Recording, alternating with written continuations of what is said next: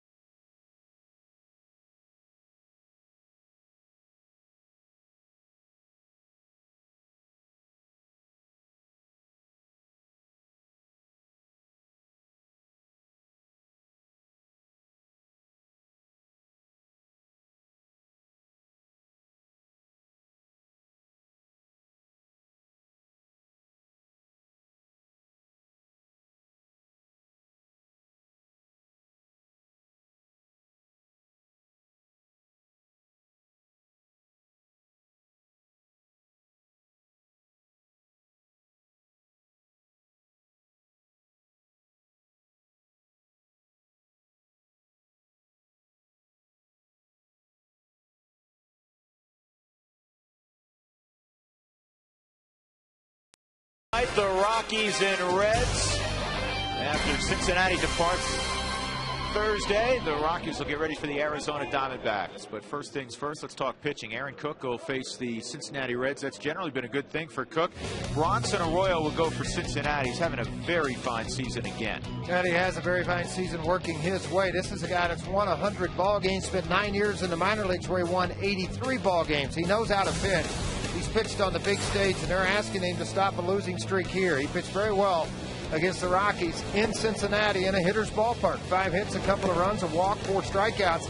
Yet Cargo, the one guy he's going to look out for, is 4 for 8 against him so far in his very young career. This guy's going to throw everything at you from all different angles. He's going to pick both sides of the plate, and he'll expand if you let him. And in hitters' counts, he'll throw changeup. He'll double and triple up, in fact, on his changeup. So what will the plan of attack be from the Colorado Rockies side of things?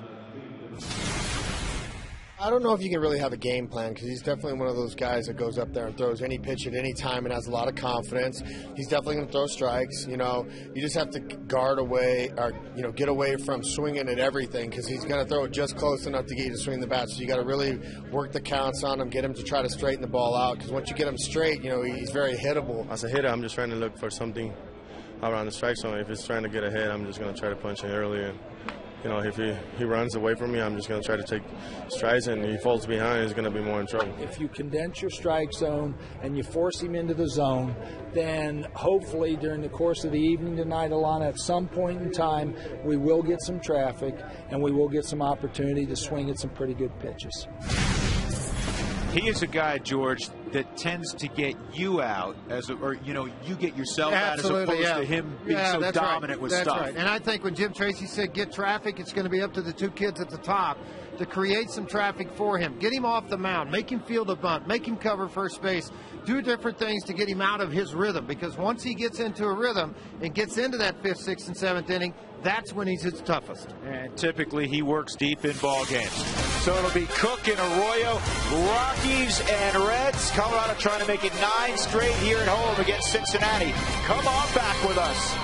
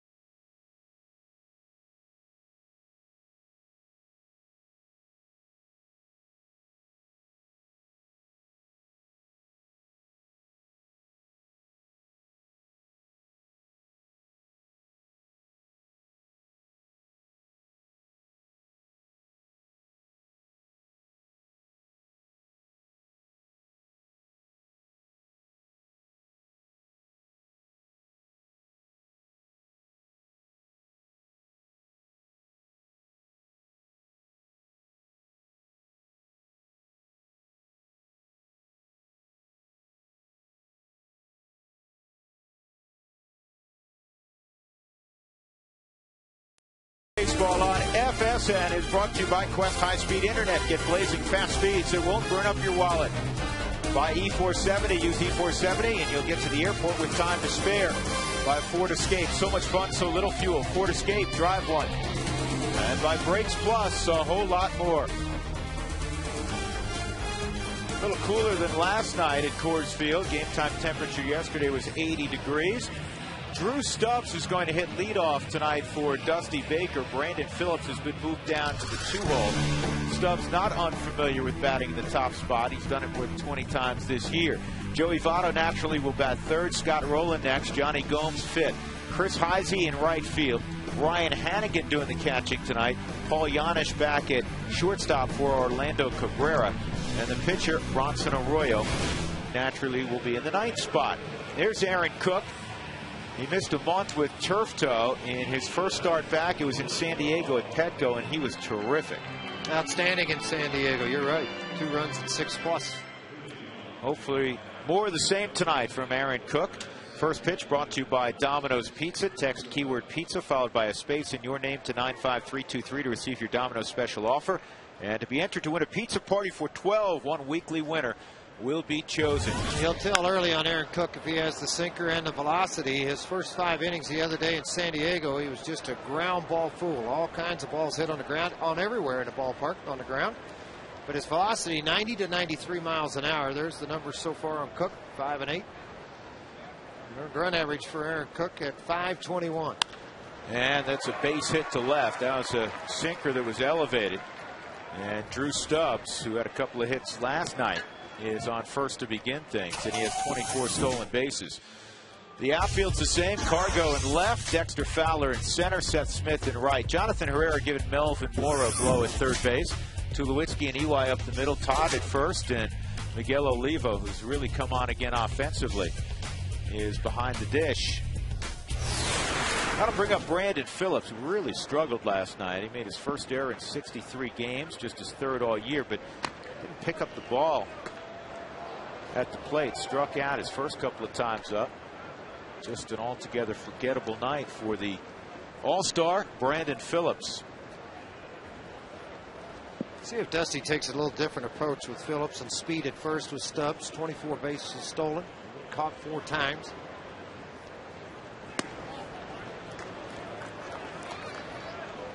We always say that about Aaron Cook, and it's somewhat true with most pitchers. You can tell early on what kind of stuff they have, though sometimes guys maybe are rough early and get in a good pattern, and that happened with Johnny Cueto last night.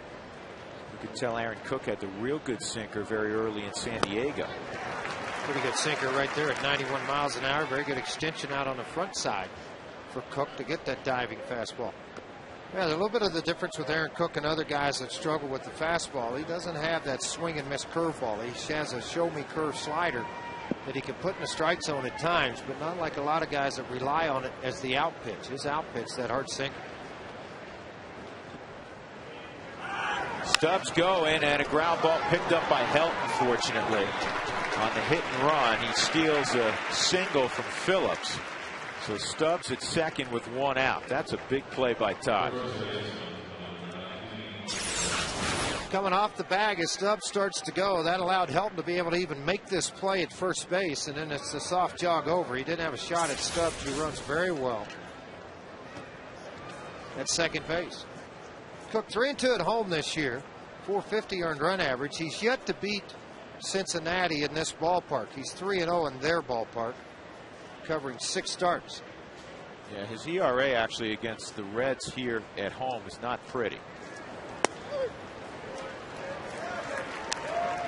We were kidding Aaron after that start earlier this year at Great American, which was probably his best start of the year, that every place he goes, he should just call it Great American Ballpark. Yeah, 7 innings in that start, 6 hits, no runs. The only start he's had this year where he did not yield a run.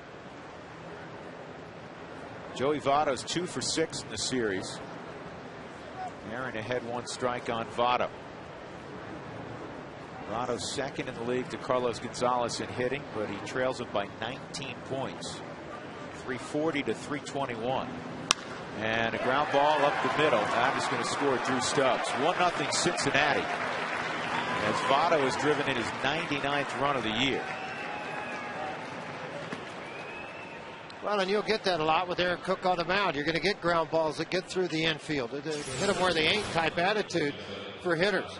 Sinker, inner half, stayed over the middle of the plate a little bit too much. You can see where EY playing over the pole a little bit, not able to get to this ball back up the middle. The opposition this year, with no outs or 1 out and runners in scoring position, have hit .343 against Cook. With runners in position to score and 2 outs, just a .185. Scott Rowland up there, and he takes strike 1.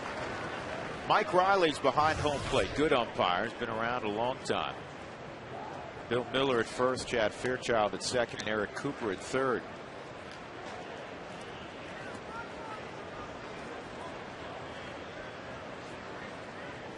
Well, I think the thing about Mike Riley, as do a lot of umpires, he understands the importance of this ball game and the games after September for teams in contention. Their concentration and focus is really into the ball game. They recognize, and they're human, they're going to miss some pitches behind the plate. But he's working awfully hard not to miss any.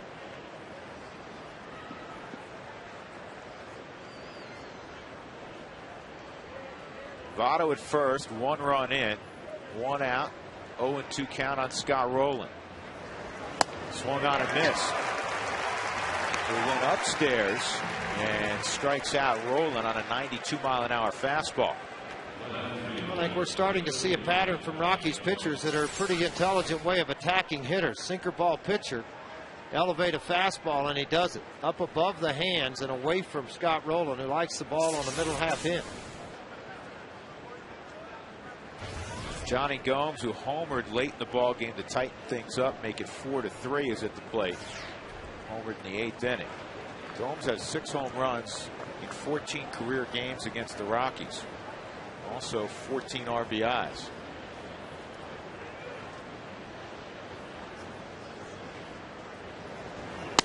That's in there for a strike. Reds didn't lose any ground in the Central. The Cardinals lost last night, so the Reds, Dusty Baker's club, leading St. Louis by 6 games. St. Louis in the 3rd inning at Miller Park in Milwaukee, leading 1-0. Let's take a look at Dusty's staff. Chris Spire's been with him for a long time. George and I discussed that a couple of days ago. Brian Price, formerly with Arizona. Brooke Jacoby, veteran hitting coach. Mark Berry, he's been around a long time at 3rd. Billy Hatcher at 1st. And Juan Lopez out in the bullpen. A lot of these guys have coached with Dusty somewhere, somehow. That's why they're still here and being a part of what he's doing. There's Spire. Good shortstop in his day.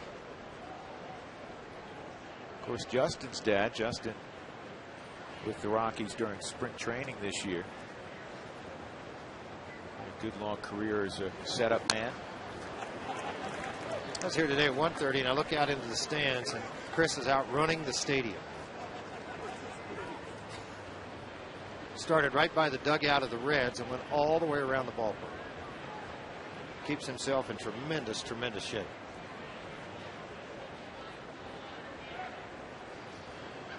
Dusty was not running with him. He voiced encouragement, though. Here's the 1-2. Swung on and missed. Aaron Cook strikes out Rowland and Gomes in succession, but Joey Votto an RBI single. It's 1-0 Cincinnati.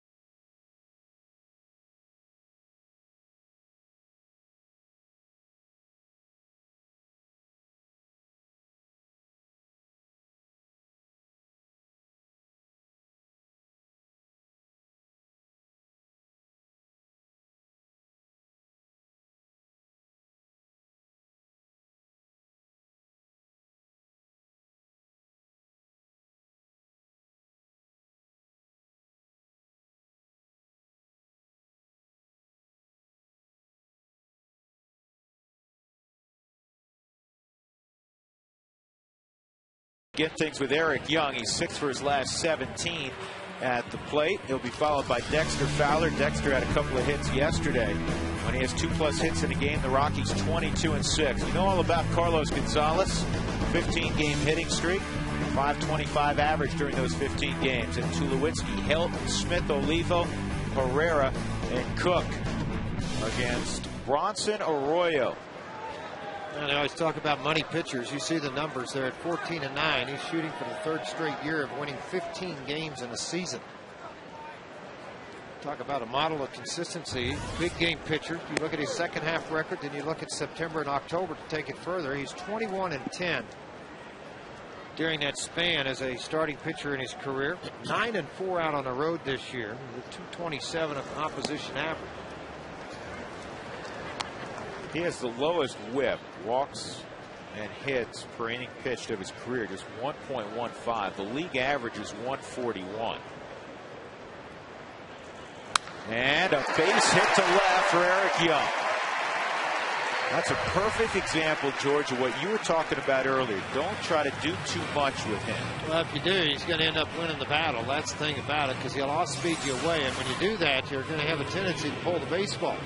Fastball away, not a lot of velocity to it, not a lot of sink to it. 88 miles an hour, and he shot it right by. And then Scott Rowland, who was playing on the grass at third. Which really opens up a significant hole. That's the same situation right now with Dexter Fowler. Yeah, talking about this area here, it just widens things up whenever you got to come in onto the grass. Even though Dexter's showing bunt. That's another thing that we were discussing earlier. Make Arroyo move. Yeah, just disrupt his rhythm. Get him off the mound. Make him feel the punt. He's a good athlete, but still, make him get off and do some things. Dexter 2 hits on Monday, 2 hits last night. Rockies won 10-5 Monday, 4-3 last night. That was their 49th one-run game last night. They're 25-24 in one-run games. Tied for the most one-run games in the National League with the Cubs.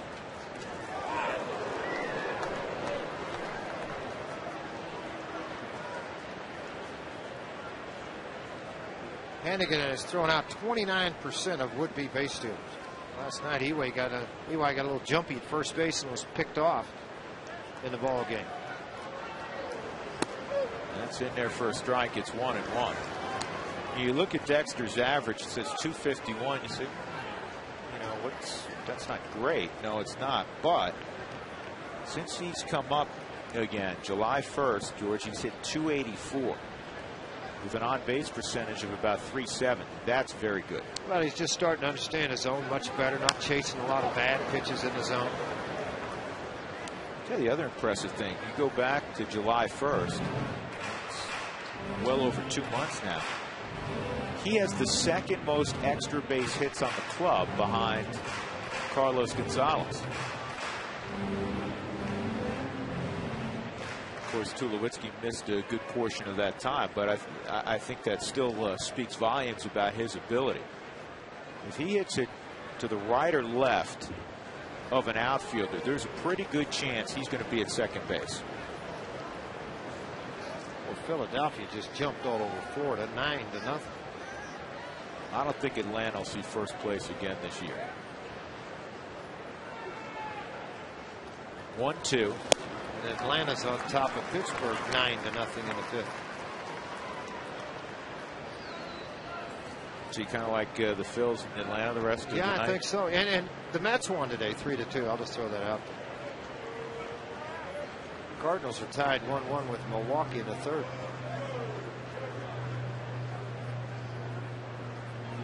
EY not going, and that's high. And you saw the highlights of Arroyo in his victory over the Rockies in Cincinnati.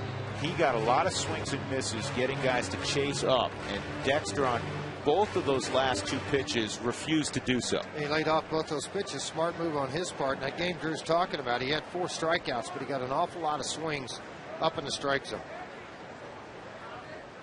There goes EY, and this is in the air to left center field. Stubbs is going to get over there and make the catch, and Young will go back. 1 out, Cargo coming up. Johnny Gomes, Drew Stubbs, Chris Heisey, the only 3 healthy outfielders on the big league club right now. Roland, Yanish, Phillips, Votto, and Ryan Hannigan behind the plate.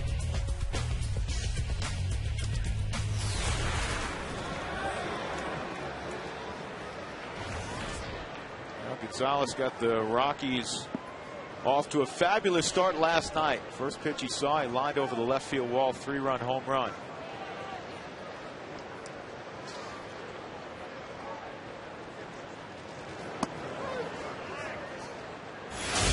Fastball down and away on the outside corner of the plate, running away from it. That just again shows the power in the swing of Gonzalez.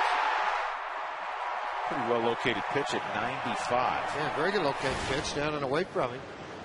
3-hole hitters have not hurt Arroyo this year. They've hit 171, but the one at the plate's hit 500. 4 for 8 lifetime against Arroyo.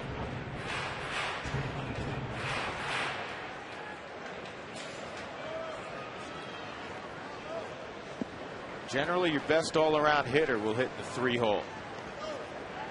And this guy's pretty special at the plate.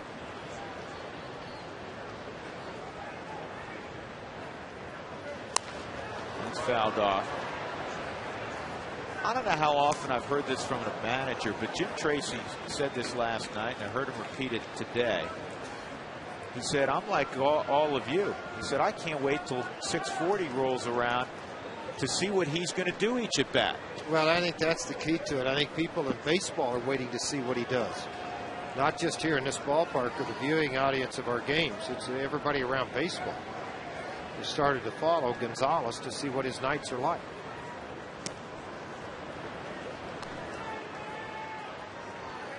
He's obviously one of those guys where you don't go and get a cup of coffee, you don't go make a sandwich when he's coming up.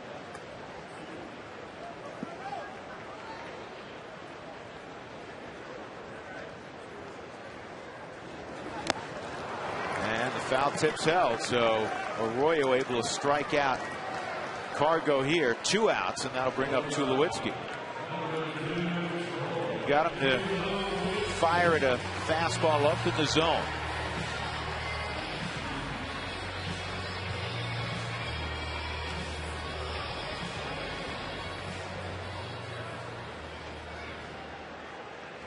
Troy last night 0 for 4 at the plate.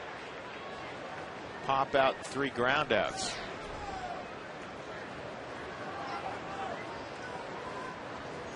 See if EY looks to run here. Nope.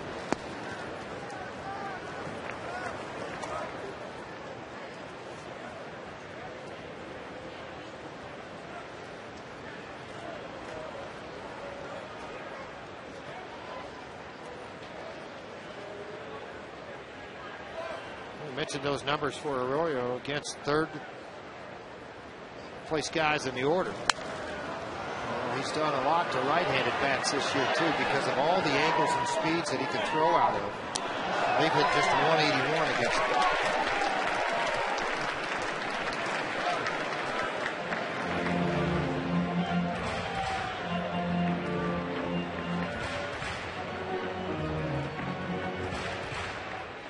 Hasn't altered the delivery for years. He threw the same way through the minor leagues with Boston before being traded over to Cincinnati with the high leg kick.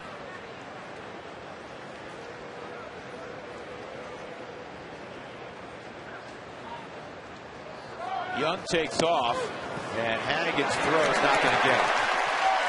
That is the 15th stolen base for Eric Young.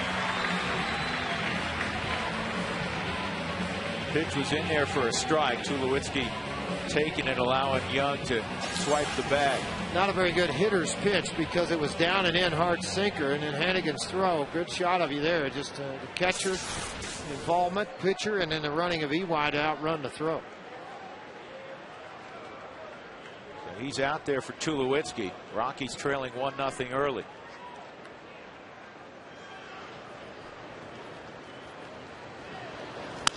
And Troy drives it to center field, but Stubbs had him positioned perfectly. So the Rockies get a leadoff hit from Eric Young, nothing else.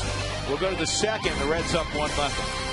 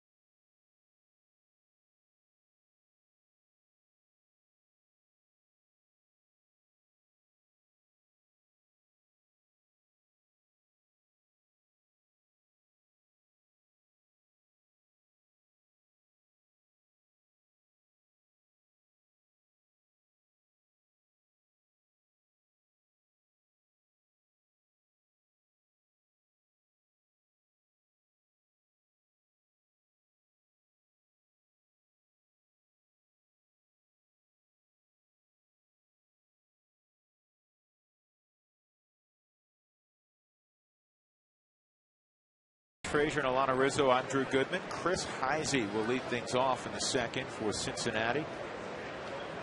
Run on a couple of singles off Aaron Cook in the first. Ground ball, foul.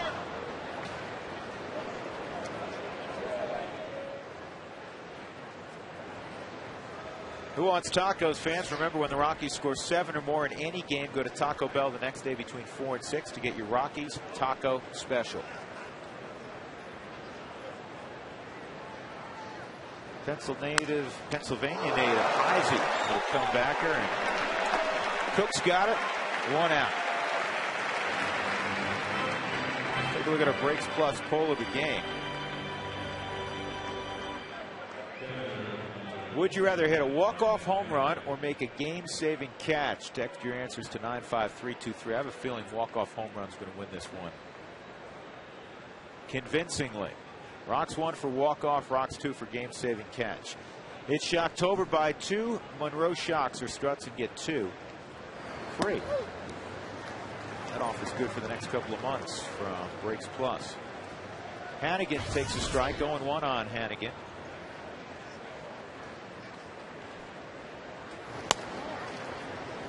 That time of year, rosters have expanded. Cincinnati carrying 3 catchers. Veteran Corky Miller's also in their dugout. Pretty much going to be Ramon Hernandez and Hannigan, though. And a ground ball for Tulowitzki. 2 outs. Seen that play somewhere before.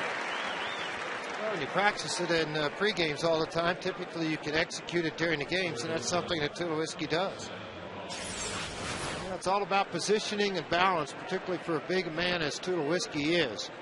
The accuracy and arm strength that he displays time after time on every one of those plays.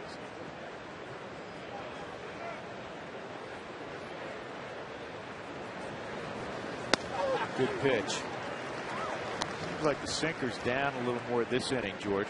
Well, maybe not amped up quite as much. Maybe he's in a zone a little bit more with himself mentally. That's a pretty Aaron Cook inning. 3 ground balls. 1-0 Reds, middle of 2.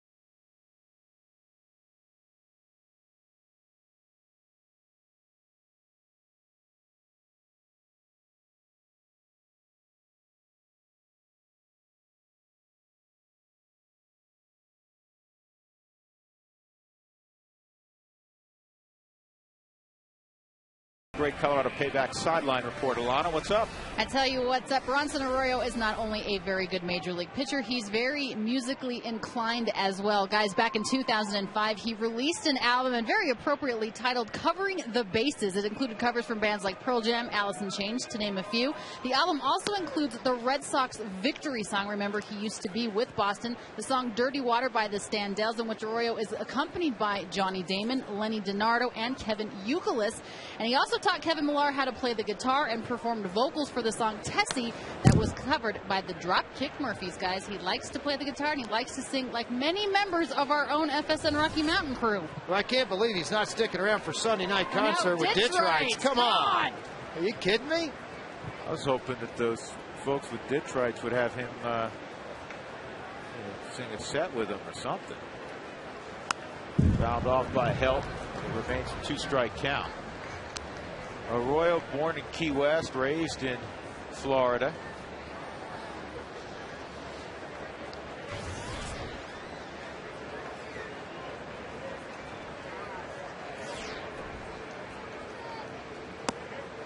One and two.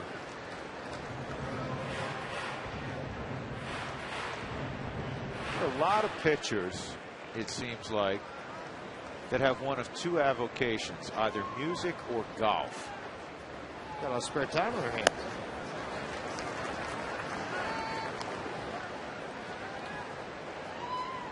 Speaking of learning the guitars, Alana told you Bronson Arroyo taught his old teammate Kevin Millar. Houston Street learning the guitar right now. Swung on and missed, and Helton's gone. 2 strikeouts for Arroyo. That'll bring up Seth Smith. Trying to work this fastball down, yet belt high and up and a little bit out of the strike zone. Got it by top.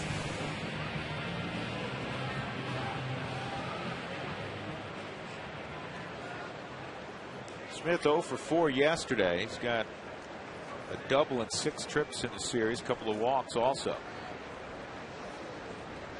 See, there's an area you can go with a fastball up in the strike zone that you can get away with it, and then there's an area you can't go. And as soon as Smitty pulls in here, and again, he's a guy with a little bit of a squat in his stance, so it makes it a little more difficult to look at. But as a pitcher, if you can work the ball from this area and up in a strike zone, a lot of times what you get is fly balls. You'll get them up in the strike zone, and then they'll hit the fly ball because it's tough to get on top of that ball. You work under the baseball. And for left-handers, this area right out here is very, very difficult to do a lot with.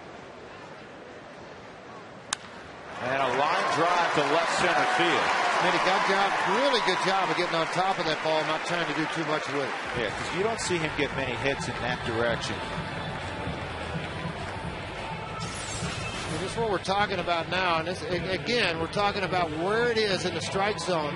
See, this ball's even a little bit farther down in the zone than what it was before, what we're talking about up. And he did a good job staying right on the pitch and laying a bad hit on it. That'll bring up Miguel Olivo. Olivo had 3 hits last night, including an RBI double to drive in what turned out to be the game-winning run. And it was Seth Smith who reached on an error by Brandon Phillips, a rare error by Phillips. In fact, the Reds overall, one reasons as to why they're in first in the Central. Very good pitching. They scored more runs than anybody, and they've made the fewest errors in the National League, 57. Still the fewest, despite the fact that they made a miscue on Monday, made another miscue last night. Out of the 82 hits that Smith has right now, only 9 have gone to left field.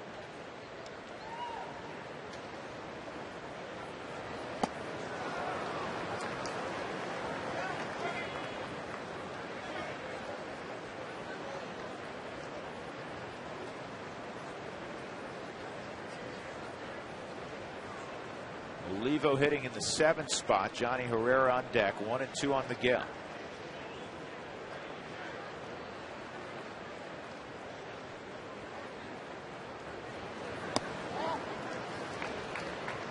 Two and 2. Miguel 6 for his last 13 at the plate.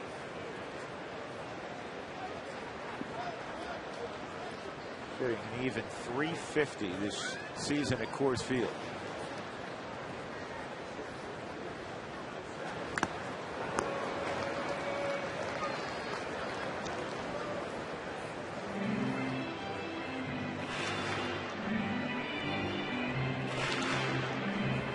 Get you? Come on, you got to go with the music. You got to clap. Get into the game. Let's go. We're clapping and everything. Trying to get a hit here. And who are you talking to?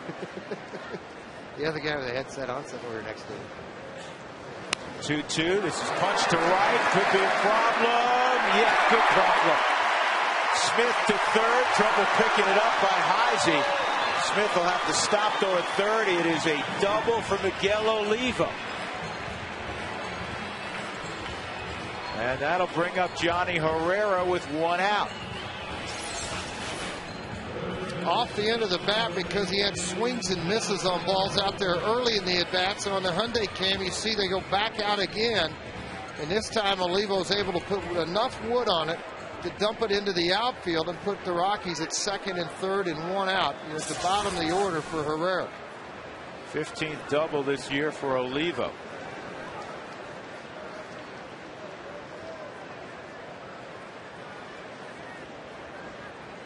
Cincinnati conceding a run, and Herrera takes a curveball for a strike. Johnny's at 270 with men in scoring position this year. Naturally, pretty good contact guy. Middle infielder who's hit leadoff most of his professional career.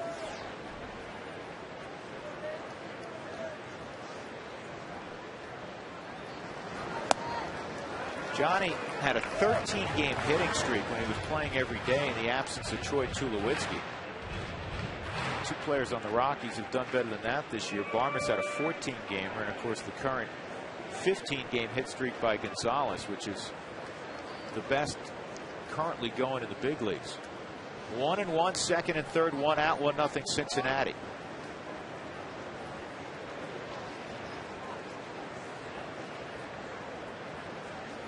Arroyo, not a big strikeout guy, though he has fan 2 in this game.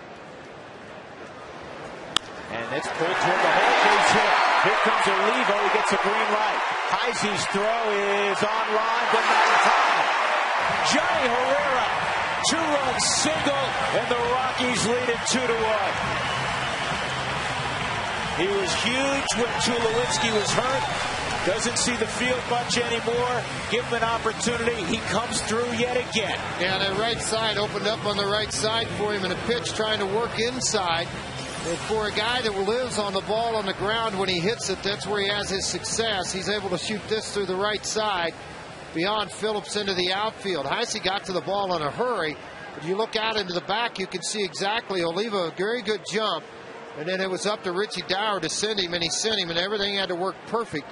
And it did not for the Reds, it did for the Rockies. Aaron Cook now with an opportunity to move Herrera along.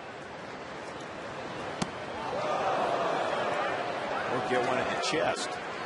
Well, they move him along.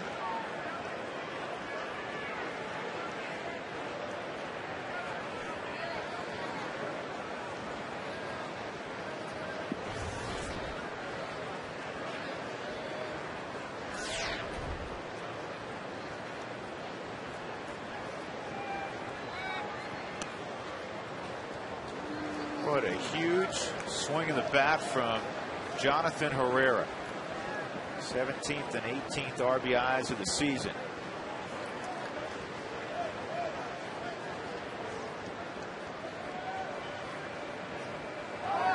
And the slug bunts out. Phillips will have to hustle, and he'll still get cooked. Herrera in scoring position now for Eric Young.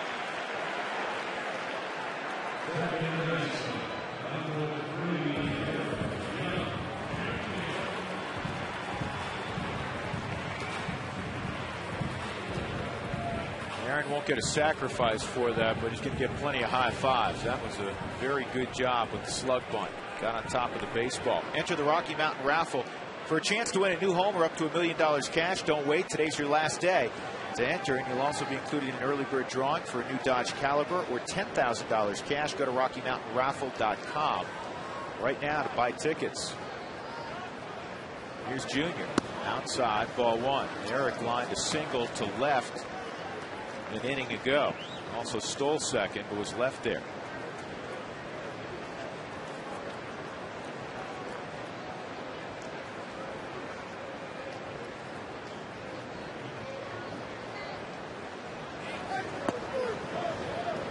One ball, one strike.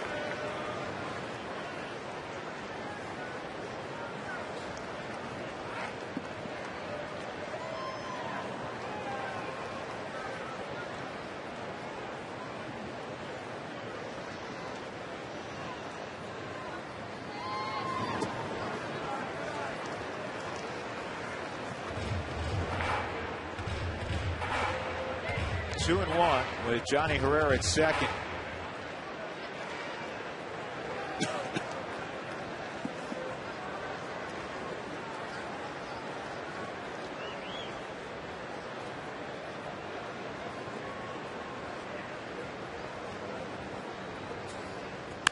Ground ball to second, and Phillips will throw to first. In the inning, the Rockies get 3 hits and 2 runs on the Herrera single to right. 2-1 Colorado.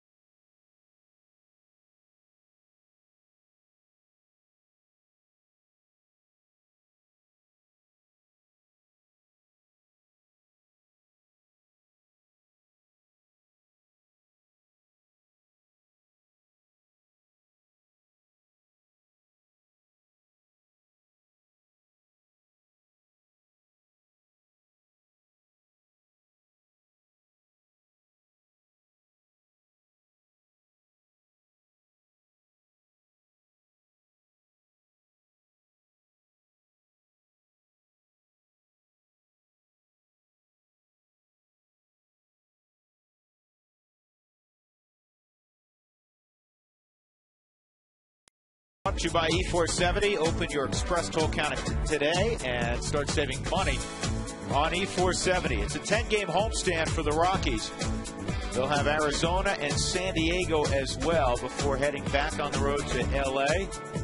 And also they'll see Arizona again on that next road trip. Aaron Cook against Bronson Arroyo, strike one. Tomorrow's game not being televised by us. You can see it on the MLB network.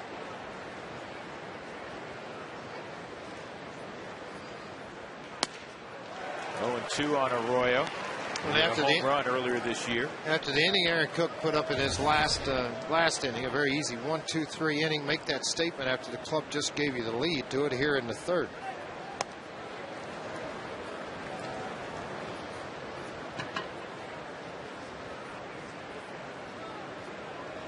Two.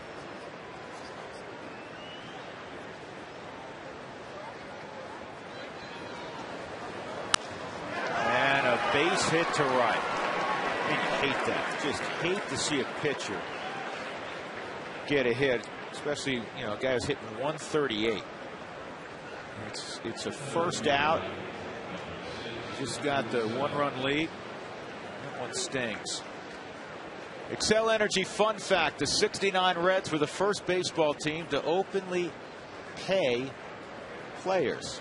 1869. I didn't read that carefully. I was like, what? They're getting paid before 1969. They toured the country and finished the season at 57-0. Pretty good record. Their winning streak came to an end in 1870 against the Brooklyn Atlantics after 81 games. Atlantics were tough that year. They were a late blooming team, George. They were more of a second half club, as I recall. Here's the 0-1 to Drew Stubbs, and that's a base hit.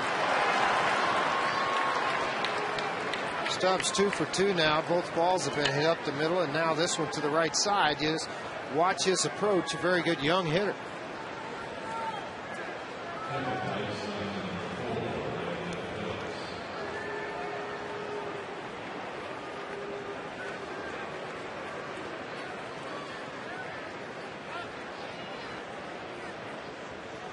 Stubbs has worn out the Rockies this year. He's 9 for 20, including a couple of home runs. Now you're getting into the thick part of the lineup. Brandon Phillips with 16 home runs up there. Making sure the bunting game is set up. If he tries to lay a ball down the third base line, they will not try to steal. Middle and infield set for double play. With Aaron Cook on the mound, Helton and Herrera pulled tight on the corners. Outside, ball 1 on Phillips.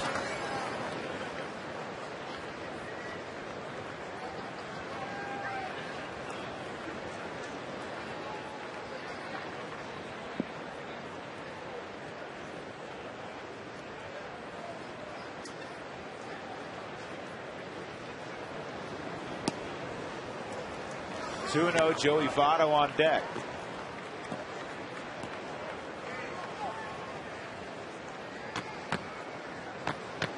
Aaron is typically a guy that's going to give up more hits than innings pitched.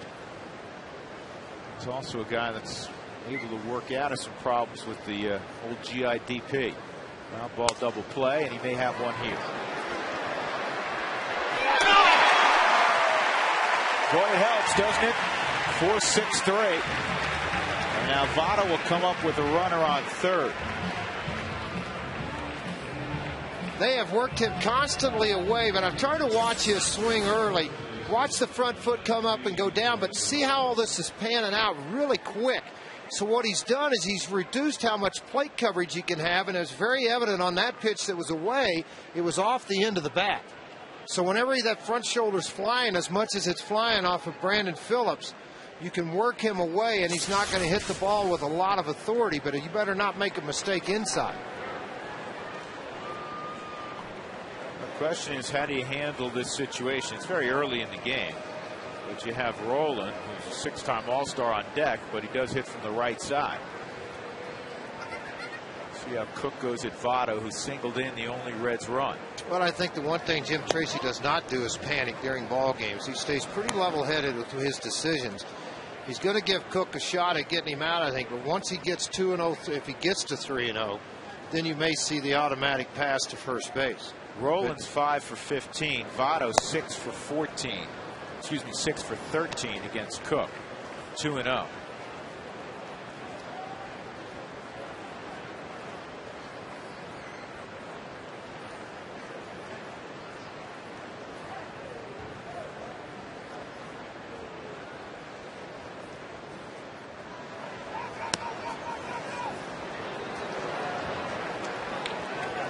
I'm going to show you something else on an overhead on the southwest cam from up above the stadium. It shoots directly down. See, they're going to go ahead and put him on now. It's kind of what you thought. You got to 3-0. Real quick, going to show you this. See, now watch, when we're talking about limited plate coverage, the end of the bat is here, but where he's wanting the ball is on the inner half. And what the Rockies have done is they've worked everything in this direction on him because they feel that this front shoulder's pulling and he can't hit the ball with a lot of authority with the ball away from him as much as he can on the inner half.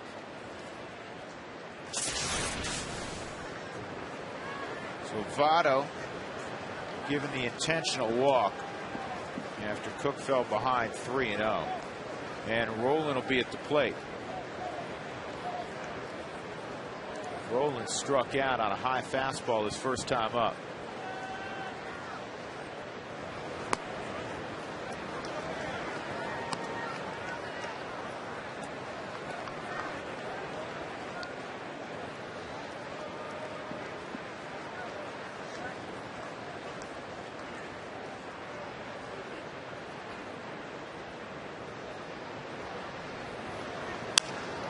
In the air, there to left field, shallow left field, that's center field, I should say.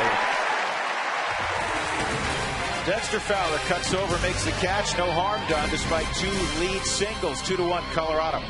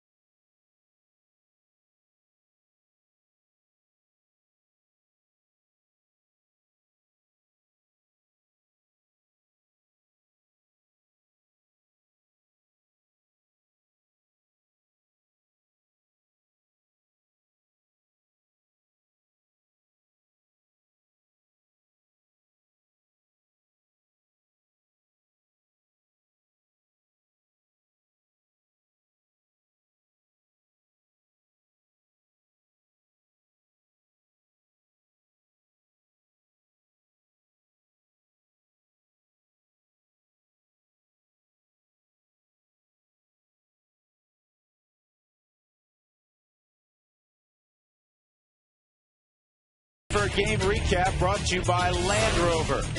First inning, Joey Votto, an RBI base hit, his 99th RBI of the year, one shy of Carlos Gonzalez, who leads the league. Rockies would get back in the second inning. Johnny Herrera with runners at second and third. A hard base hit through the right side. Seth Smith and Miguel Olivo come around. Smith had singled, Olivo had doubled. 2-1 Colorado. You're up to date on the Land Rover game recap. It'll be Dexter Fowler, Carlos Gonzalez, and Troy Tulowitzki to face Bronson Arroyo in the bottom of the third. And that's in there for a strike. Many times we said with Trevor Hoffman, who, congratulations to Hoffman, he saved his 600th ball game last night. Probably the milestone he wanted to hit to where it's done. You know, he hit 600 saves. He's had a tough year. Yeah. You know, maybe it's time to go home and take the boys and go coach some Little League baseball. He's the only one in that club. But like Trevor Hoffman, Bronson Arroyo will double and triple up on his changeup. And this is a base hit. Left center field. See if Dexter goes for 2. Here he goes. And he's going to slam on the brakes. And then hustle back to first.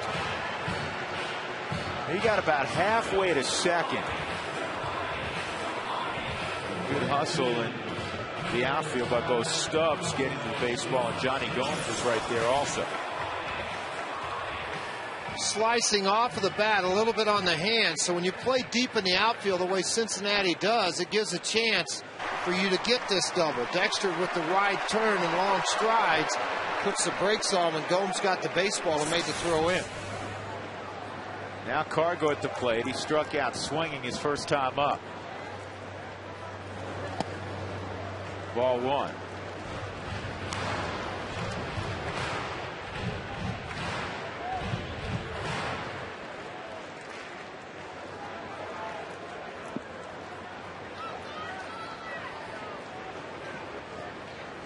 .525 average for Gonzalez during the 15-game hitting streak. 2-0.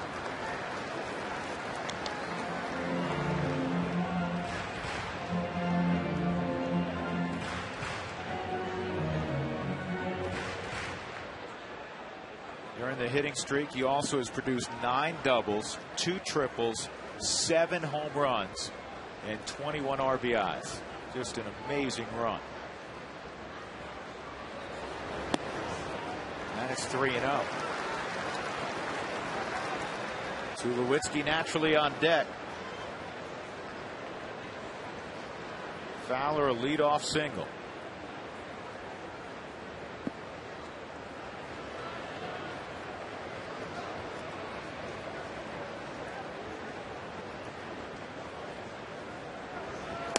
And he didn't want to feed him a fastball anywhere close to the zone.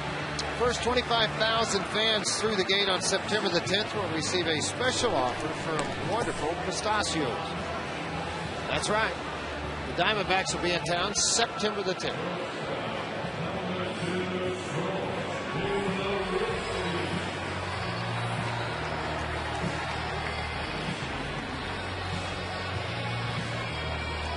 Tulowitzki hit a fly ball to center field to end the first inning with Eric Young at second.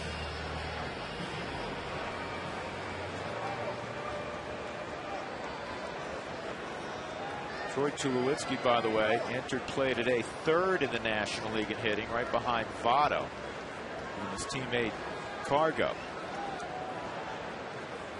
He got enough plate appearances last night to be officially listed in the morning paper today. On the inside corner.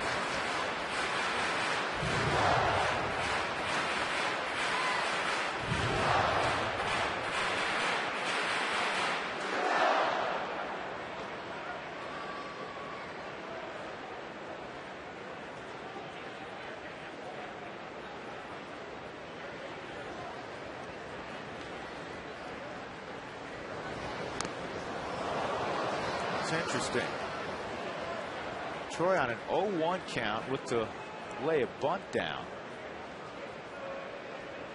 Well, that not only would catch Scott Rowland by surprise, it may have caught his manager by surprise. Well, it's just one of those things, looking behind it, that you're hitting in a four-hole to drive in and runs. And yes, everybody's going to be caught by surprise on it. You got nobody out and Helton in the on-deck circle. But you'd like to see him swing the bat away. Yeah, I didn't get that. 1-2. Well, because if you're not successful, you open it up in an 0-2 count for a guy that has the ability to throw stuff very soft for strikes, to throw that, and has 4 shots to get you.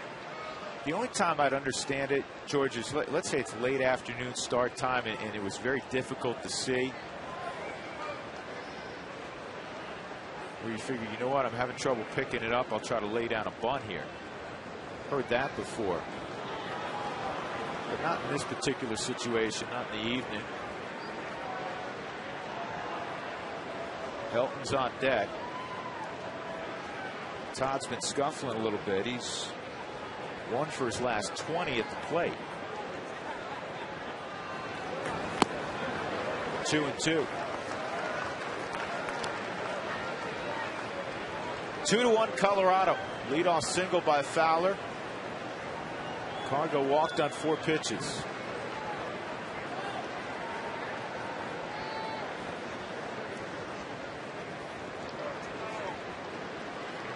Well, the game changed in Milwaukee. It was 1-1. The Brewers now lead 7-1 over the Cardinals. I think it was Jaime Garcia that started for the Cardinals tonight, too. 2-2 pitch. High deep left field. Take a good look. You won't see it from a bunt to a bomb. 5-1 Colorado. Well, they'd say this. I remember seeing this one time in L.A. a year ago. Tried to lay the bunt down, went foul. Next pitch hit a 2-run home run to put the Rockies on top. Glad the bunt went foul.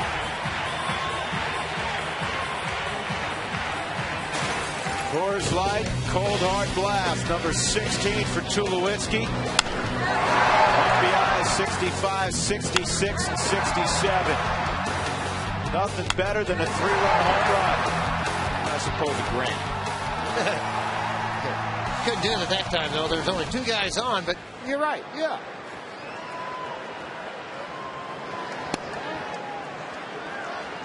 Five-1 Rockies, and there's nobody out in the 3rd inning. Yeah, statement made against 2 of their top pitchers. Last night it was Cueto's first 8 pitches down 3-0.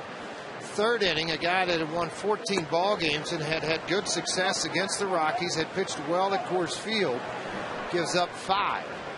I guarantee, see the broad smile on Tulowitzki's face, and Dexter Fowler was smiling. They were kind of laughing. I guarantee you, and you know this, George, you spent a lot of time in dugouts. They're giving them a hard time about the would-be bunt attempt. Absolutely they are. You know, kind of the ultimate of surprise, and it worked out pretty good this time.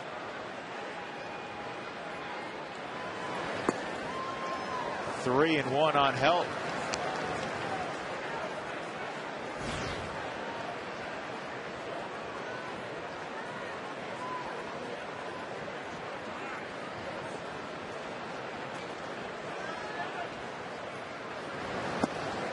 And ball 4, so Todd goes to first. That's 4 straight to reach here in the inning. That'll bring up Seth Smith, but not before Brian Price makes his way to the mound. Let's take a look at our decks this date in history.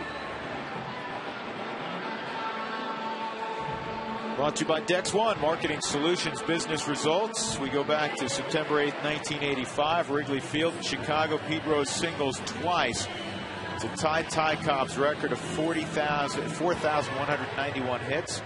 And the game is suspended due to darkness.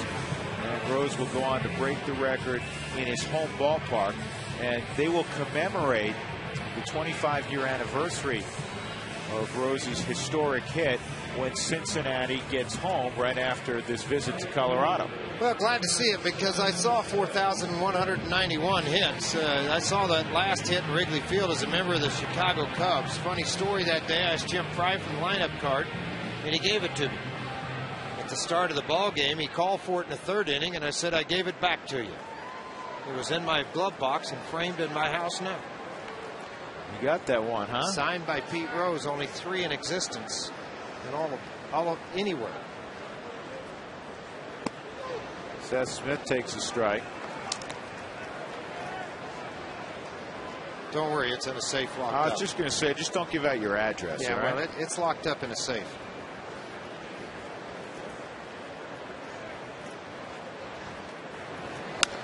This is line to left center field. Gomes trying to get over there, and he makes a running catch. Nice play by Johnny Gomes. A loud first out here in the 3rd inning. Good to see Seth Smith, George, driving the ball in that direction. Well, when you do that, you're going to stay back, see the ball longer, react to it better than you are trying to pull everything to the right side.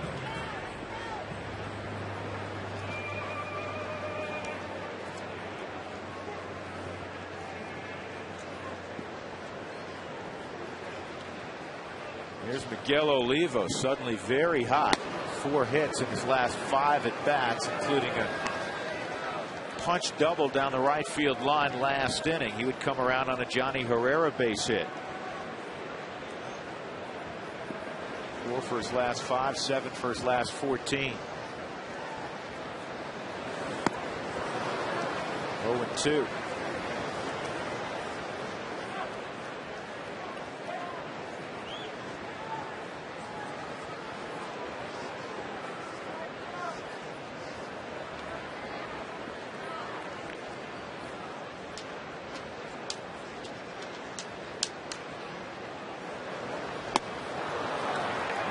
Strikes out Olivo. 2 outs. That'll bring up Herrera. 3rd strikeout for Arroyo. Don't miss Rockies All Access tomorrow night at 7, featuring Carlos Gonzalez. You'll learn about a little bit more about Little Pony's personality and his volunteer efforts in the community. Also hear how he has made Denver his home after being traded a couple of times.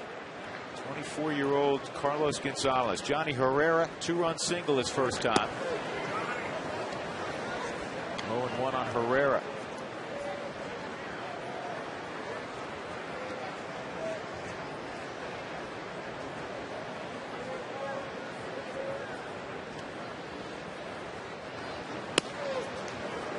That's also a strike. Helton at first. Joey Votto is sort of holding him on. The chances of Todd running, as you see Matt Maloney up in the bullpen, the chances of Todd running are about the same as Martians landing at the pitcher's mound about now.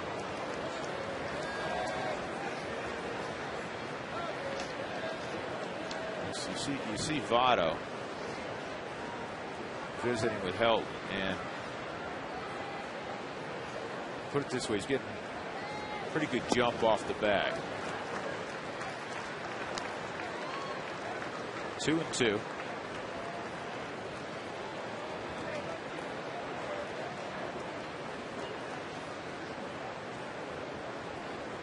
Five-1 Colorado.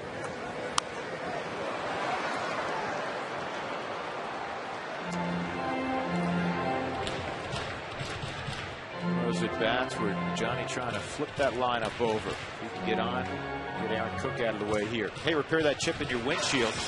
Call Safelite Auto Glass at 303-287-5000 or go to safelite.com. Dexter Fowler began the inning with a single, walked to Gonzalez, 3-run home run, Troy Tulowitzki.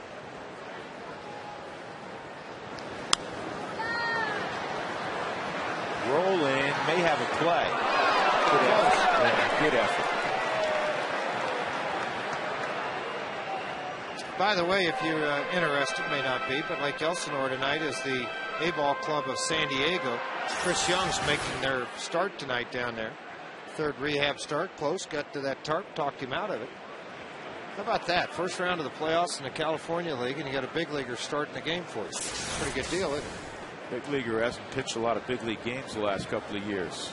Yeah, one start in April, and he was done this year. Man, this is a high fly ball to right field. Heisey will have it. A productive third inning for the Rockies. 3-run home run, Troy Tulowitzki. His 16th of the year. And the Rockies have a 5-1 lead on the Reds.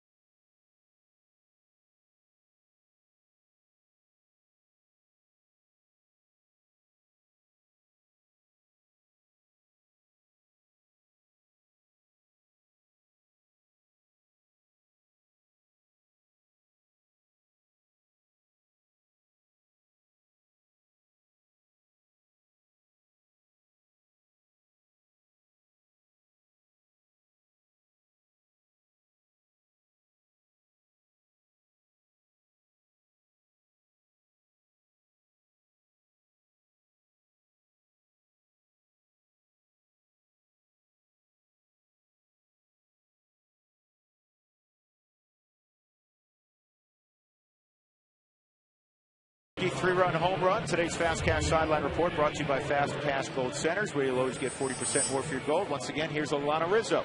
Guys, the hot topic of conversation for everybody around the park, deservedly so, is about Carlos Gonzalez. As I make my way around the park, you hear people talking about the Triple Crown, shouting his name, saying he deserves it, as he does with what he's done so far this season. But I don't think people can really appreciate what he's done unless you quantify it in numbers. And this comes from Mark Stout. If you take a look at some of the things that Carlos Gonzalez has done this season, hitting .394 at home, .387 since the All-Star break, .411 as a left fielder. That's definitely a Mark Stout stat. .372 when he's third in the batting order. .453 when he swings at the first pitch. .368 overall in the first 3 innings of a game, and .386 in the first at-bat against the opponent.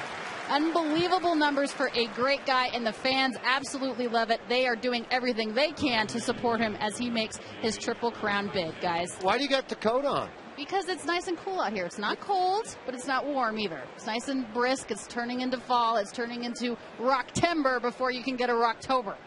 There you go. Johnny Gomes grounds out. Chris Heisey comes up. I have a little more on Carlos Gonzalez. And one of the things he'll battle, and every great offensive player for the Rockies has battled through the years. And even in the aftermath of the humidor, the old home-road splits. Well, look what he does at home versus what he does on the road. Coming into tonight, Carlos Gonzalez hitting .394 at home, .440 on base percentage, and .801 slugging percentage, which is just silly. And 25 home runs, 66 RBIs. Out on the road, very respectable .288 average, .310 on base, .450 slugging, 7 home runs, 34 RBIs. An enormous disparity. I'll throw a couple other numbers out there. For instance, Josh Hamilton, who's having a great year for the Texas Rangers, plays in a very good offensive park in Arlington. He's hitting .395 at home. He's hitting .327 out on the road. 21 of his 31 home runs, George, at home. But do you hear anybody saying anything? Is that strike 3 on Chris Heisey? Now Heisey talking for a moment with Mike Riley, and he walks off. He can't get thrown out. They only have 3 outfielders. Let's look to see where this is on the 4th strike zone. Did he have an argument? Well, the strike zone says yes. You see on the overhead southwest sky cam, agrees. That ball's about a good 2 to 3 inches off of the plate. I mean, Hamilton's a great player. Most hitters are going to do better at home. It is going to be skewed when you play your home games at Coors Field. What was Larry Walker's numbers here at home? Well, Larry Walker in '99, when he threatened to produce a triple crown, hit .461 at home, 26 homers, 70 RBIs. Out on the road, .288, exactly what Gonzalez is hitting. 11 home runs, 45 RBIs. 2-0 count on Ryan Hannigan. But again, nobody brings it up in the case of Josh Hamilton. I have some other cases. Fred Lynn, who had a great year in '79 with the Red Sox. That's outside 3-0. He had .386 at home, .276 on the road. 110-point difference. And he hit 24 of his 35 home runs at Fenway. He had 75 RBIs at home, just 39 on the road. The year before, Jim Rice with the Red Sox, .361 at home, .269 out on the road. That's a strike. Now, with all these numbers you're throwing out and everything that's going on, of course, it's going to tie into a guy's comments out of Atlanta. But the thing about it, more than anything else, I don't think you have to convince the fans of Colorado and in our viewership that Cargo deserves the opportunity to be MVP, and he's just flat a good hitter. We'll talk a little bit more about this subject when we come back. Good inning for Aaron Cook. So 1, 2, 3, 4th. Rockies 5, Reds 1.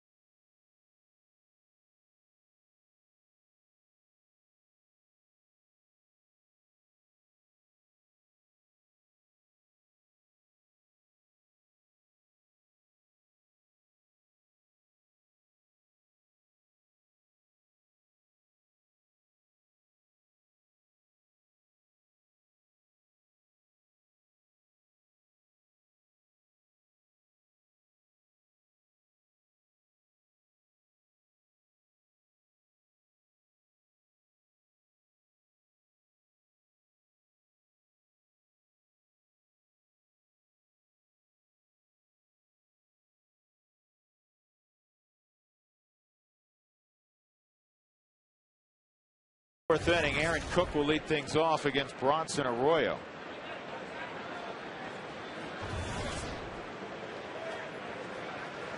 And the fastball on the outside corner for a strike. So here's the quote from Chipper Jones earlier today. I'll show it to you after this pitch.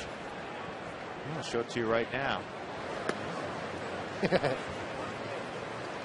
Troy Tulowitzki's in the box. We wish Carlos Gonzalez was in that shot.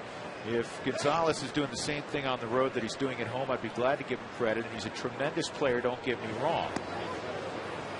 But the numbers, he's hitting like .390 at home with 25 homers and 65 ribbies. Well, I'll remind Chipper Jones of a couple of things. When Chipper Jones won the MVP in 1999 as Cook was dismissed, he hit .366 at home, .275 out on the road. He hit 25, and it's 45 home runs at home, so he did hit 20 road home runs, but he hit almost 100 points higher at home. Chipper must have forgot about that number. And here's something else, very quickly. We always talk about these splits. And there was a very good piece on SI.com about this very thing, that maybe people should start looking at Rocky's offensive exploits and realize, without question, as Eric Young gets spilled, without question, Coors Field is a tremendous hitter's park. Even after the humidor, it's one of the better hitter's parks in baseball. But because the Rockies play at such a high altitude, and every year their numbers on the road are not very good at all, among the league's worst, that it actually works against the offensive players going out on the road. It has so far. To further expand that a little bit, you may have mentioned this, but the National League average on the road, 269. And this ball driven to left field. Dogs will get under it. It's 269, 265, and on the road, 249. So you have that separation of about 16 to 18 points, and that's the average in the National League.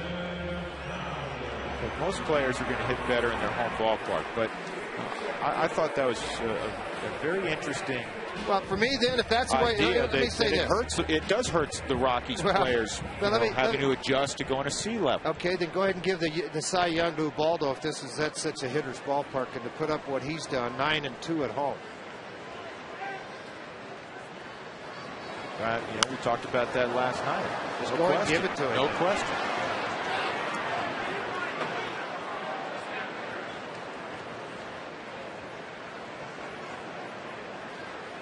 Actually, I think he shortened him a win, George, at home. It's 110. That's right. His 10th win the other day. Let me double check. Tell you real quick. He was 8-1 at home. He's 9-1 now. Okay. You didn't short him a win. Didn't short him a win. Just gave him an extra loss. Don't do that. 2-strike count on Fowler with 2 outs. Single and a run scored last inning. 5-1 Rockies.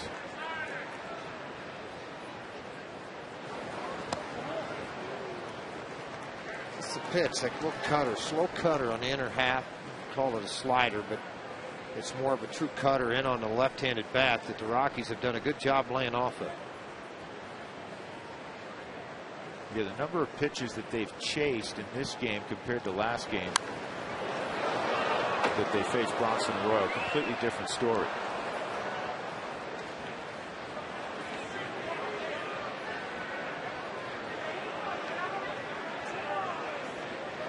Five runs, 6 hits for the Rockies, a run on 4 hits for the Reds.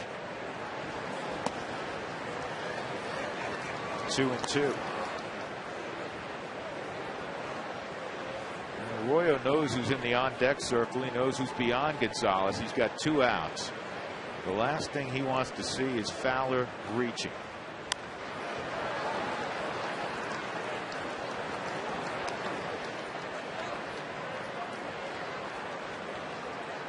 Dexter brought a buddy with him to the ball game tonight. He was in the clubhouse and out on the field watching batting practice. Al Harrington, the newest Denver Nugget, is a big baseball fan.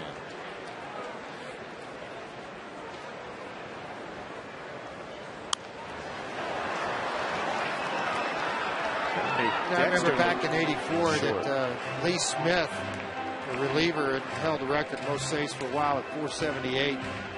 Because of all the day games, used to go out and play basketball with Michael Jordan and the Chicago Bulls a lot at night after the games at Wrigley Field. Dexter, just outstanding basketball in the hooper. Go and get some pickup games with the Nuggets, but do it after October. A lot of baseball players do that to stay in shape in the off season. It's a great way to run the floor, stay in shape, play a couple of halves of baseball. Ball 4, and this one gets away. Hannigan, not sure he got to it quick enough before Fowler took 10 strides and was at second base. It could be a turning point type at bat. The reason I say that, you're down 5-1 already. You had an 0-2 count on Dexter with 2 outs and nobody on.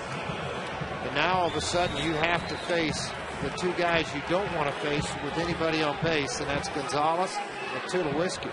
Throwing 86 pitches in this ball game, 52 of those for strikes.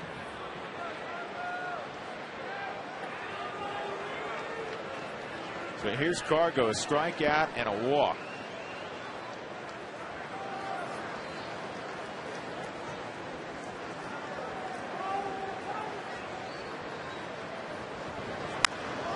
And he pops it up. Brandon Phillips will make the play, and that's the end of the inning. We'll go to the 5th. The Rockies up 5-1.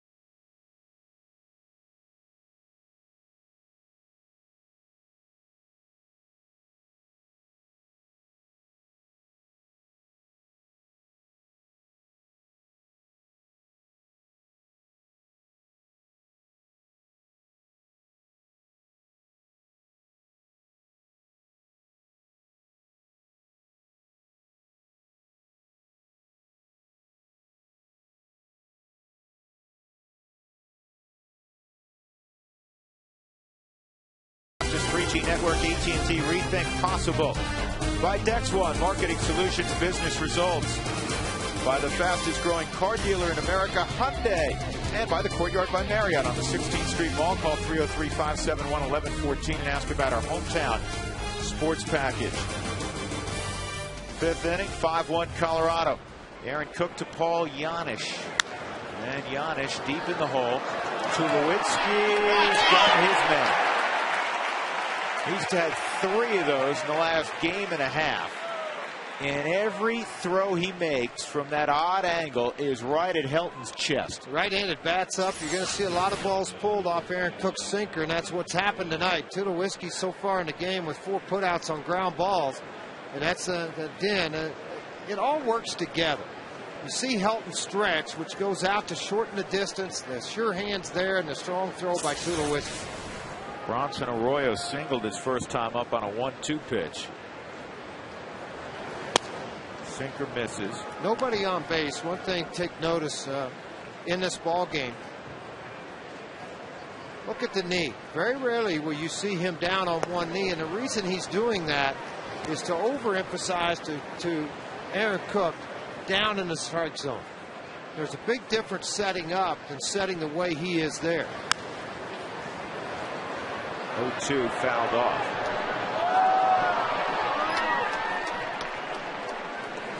Normal setup, your glove would be another 3 to 4 inches higher than that. Hey, look who's in the house down there, Drew. We haven't shot him yet. Birdman's here. Is he? So, a couple of Nuggets in the house. 2 outs. Johnny Herrera throws out Bronson Arroyo. There he is, come walking in. He's sitting down below, watching the game. Drew, I want you to have your hair like that next year. I could do the inverse of that, George. It'd be hard for me to pull that one off anymore. It looks like the Birdman added a tattoo. Did he? Yeah. Where? Point it out. The green thing. Where? Did he have, here's the well, he's got some Illustrator. purple Come on on over here. Show it to me. Well, I think this, Which one you talking this about? is new right there. You can't do it with the end of your finger. Take my pen. Hold on. I think this purple stuff too is new, and he wanted to show it off to the Rockies tonight. That ain't that new? I don't know. You're not very good at that. I'm not good at that. Tell us good. How many tattoos do you think he has? 1,261. He sleeps, he plays hoops, and he hangs at a tattoo parlor. 0-2 on Stubbs. I see him at the diners for breakfast all the time. My kind of guy, eat 3 eggs over medium. Do you know what? Chris he's a good kid. And great guy. He really is. He's a good kid. He's really made himself a very good player. Swung on a miss. Strong inning for Aaron Cook. He's retired 7 in a row. Through 5 innings, the Rockies lead 5-1.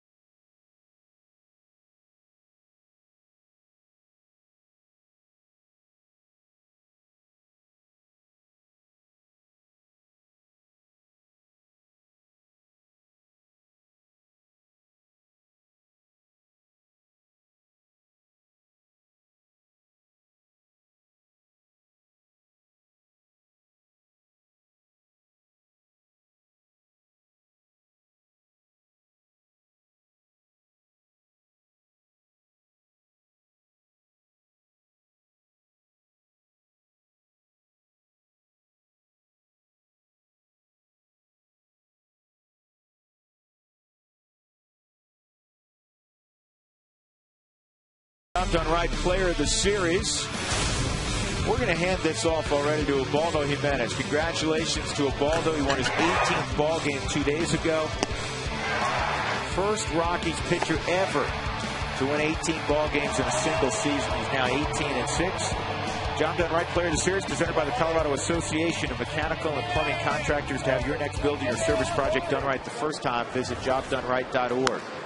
Tulowitzki, a 3-run home run in his last at bat, pulls that one foul.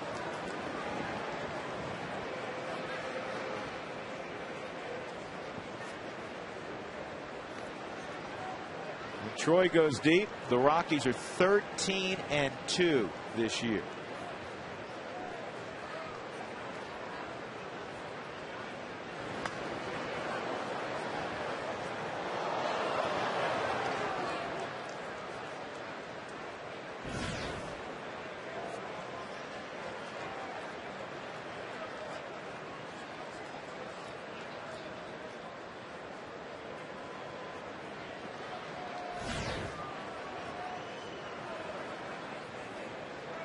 Oh, and 2 count on Tulowitzki. That's that drop down slider. Tulowitzki wasn't buying. Rockies 14-4 over their last 18 home games. Overall, they've won 5 straight for Jim Tracy.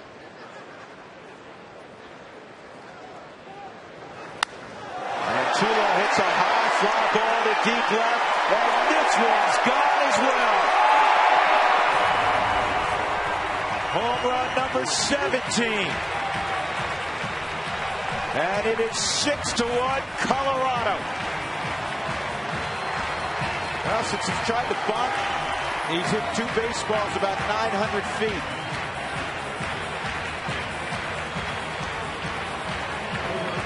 Both pitches seem to appear to be inside. They're trying to run it in, but they're all high. And with Tulowitzki's stance, very upright stance, that high pitch is something he can get after, too. And he does it here again on the Hyundai cam. You can see exactly where that pitch was and his strength displayed. And Helt now front a little bit, hits a fly ball to left. That'll be the first out of the inning. Tulowitzki, second time in his career he has hit 2 home runs in a game. He's the 8th Rocky with a multi-home run game this year. Well, I tell you, like that too. Right here in that inside part, it just crushed. I mean, crushed to the outfield. Long, high carry.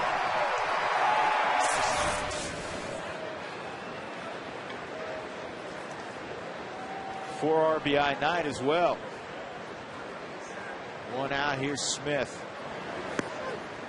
Smith takes a strike. Line single to left center and a line drive to deep left center. There was run down nicely by Johnny Gomes. Smith has hit the ball hard twice. Don Baylor looking on, chatting with Troy Tulowitzki.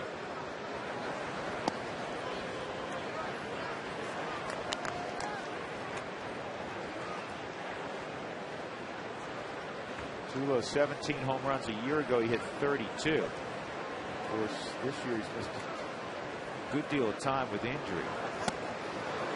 Good changeup, 1-2.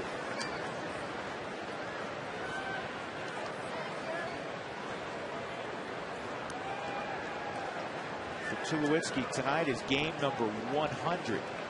For the club, it's game number 139.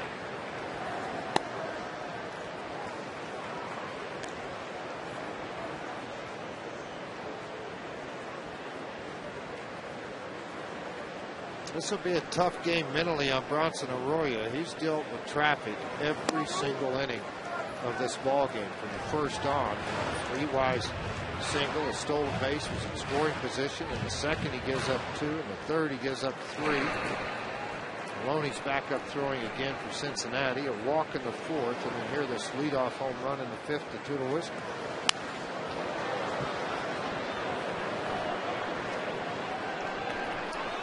Been 3 games this year where he's given up more runs. Against Washington, 3rd week of July. Against the Cardinals on May 31st at Busch. And then in the first month of the season against the Padres at home. This is a high fly ball to deep right field. Does this have a chance to get out? You bet it. Into the first row, Seth Smith with his 17.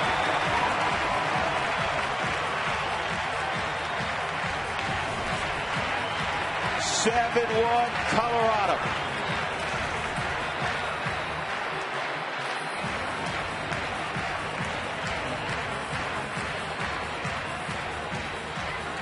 One other time this year, Arroyo gave up 8 runs in 3+ innings to San Diego. A couple of other times, St. Louis got 7 on him, as did Washington. Dusty Baker's determining his ace with 14 wins. Had a tough night here at Coors Field. He'll be out of the ball game after 3 or 4 in the 3rd inning. 7-1 Rockies. Back right after this.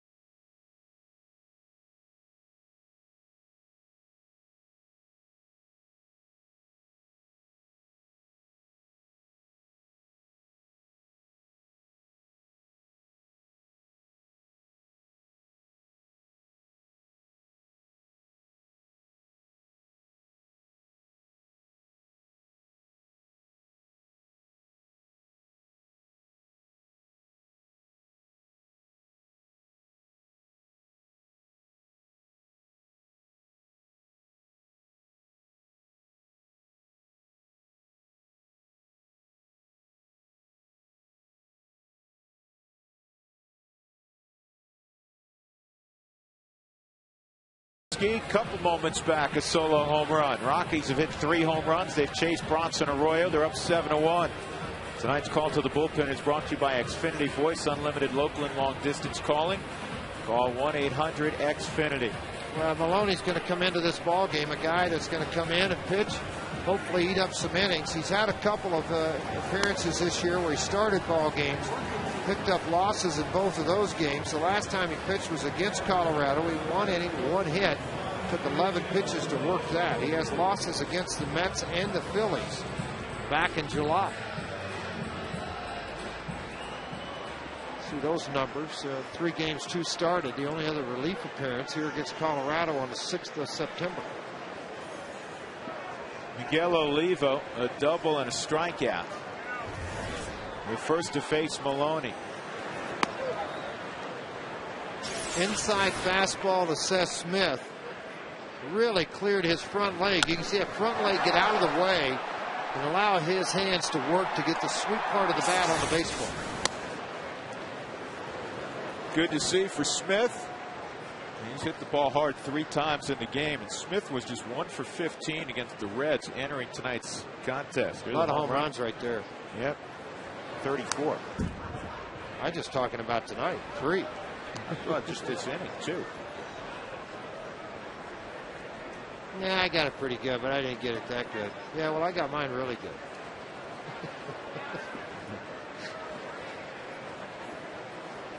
Something along those lines. And this ball lined to left. Another base hit for Miguel Olivo. Can't tell you how important it is as the Rockies look to the final 3 weeks of the season to have that lineup, George, lengthened out. And if Miguel can keep swinging the bat as he is right now, that will be enormous for the Rockies. Well, in the make a hit zone, you can see exactly what's going on with Miguel Olivo. Look right here, 300 where he's averaged. Look where the pitch is, away from him, and the success happens again. It's not how you're covered, it's how you're treated. Amica.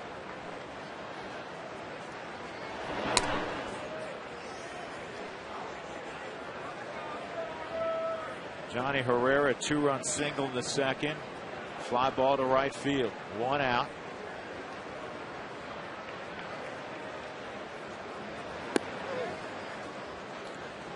Here's the book on Bronson Arroyo. 99 pitches. He goes 4 into 30, gives up 7 runs. All of them earned, 8 hits. 3 of the 8 hits left the building. He walked 3, struck out 4. Slowly hit to short. Giannis is not going to have a play. Infield single for Johnny Herrera.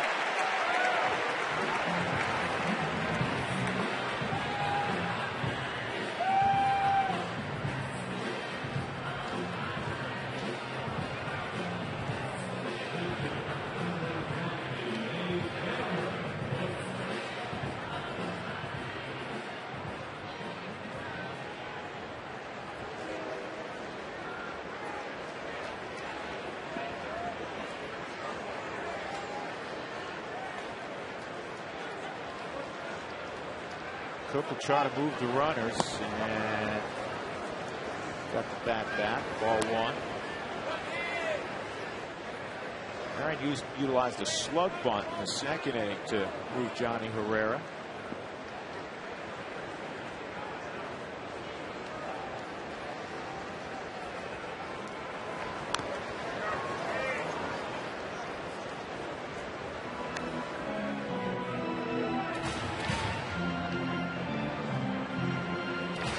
Repair that chip in your windshield by calling Safelite Auto Glass at 303-287-5000, online at safelite.com.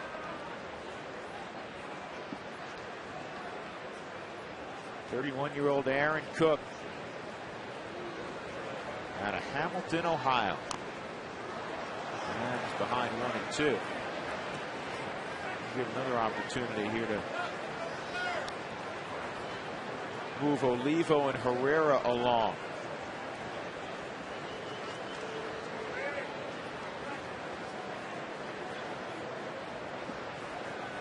Matt Maloney in relief of Bronson Arroyo.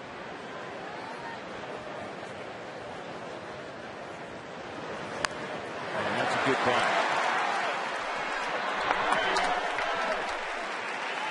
Well, the Reds pitching staff has not had a lot of fun here, and it hasn't just been limited to the starting rotation that it's happened. It's also gotten a hold of their bullpen. 12 2/3 for the starters, 14 earned runs with 11 strikeouts. The bullpen, 5 earned runs in 7 2/3 innings. You know, you look at this, 14 walks. This is not a typical Dusty Baker type deal by his pitching staff in the first 2.5 ball games of this series. Eric Young 1 for 3. Stepping up now from the right side for the first time this evening. Singled and stole a base back in the first. 2 runners in scoring position, and this is a base hit up the middle. Johnny Herrera tearing around third. He'll score easily. It is 9-1. EY with a couple of RBIs. 5th and 6th of the year. Well, what's important for EY right now, and he's going to get chances to hit with men on base. He was 3 for 19 coming into this ball game, a .158 average. He got a chance here, and he came through again, as he did last night with a single up the middle for a base hit that drove in a run. He gets another one here. Ball on the inside on the left-hand side, hitting right-handed against the left-hander. Ball out over the plate on the southwest cam, center cut, center results for EY and the Rockies. Starting to swing the bat better from the right side as well. So Maloney comes on. He's given up 3 hits already. The only out he's recorded was on the sac bunt. Aaron Cook giving himself up. 9-1. We're in the 5th inning.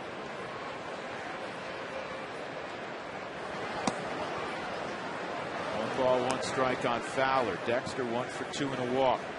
So again, we were talking about it off the top of the broadcast tonight, the fact that the track team, Eric Young, Dexter Fowler, reached 10 times in the first 2 games.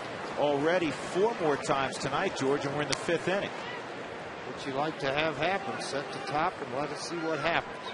Those 2 runs charged to Maloney, too. The base is empty when he came in the ball game. He hadn't been able to put any water on the fire the Rockies are shooting at him. And that pitch is down, 3-1 with Cargo on deck.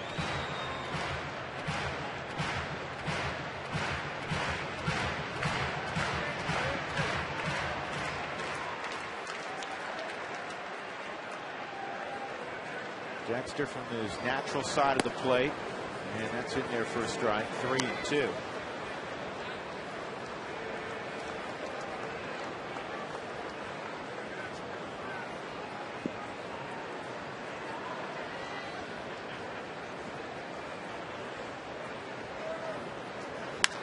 And a ground ball to short.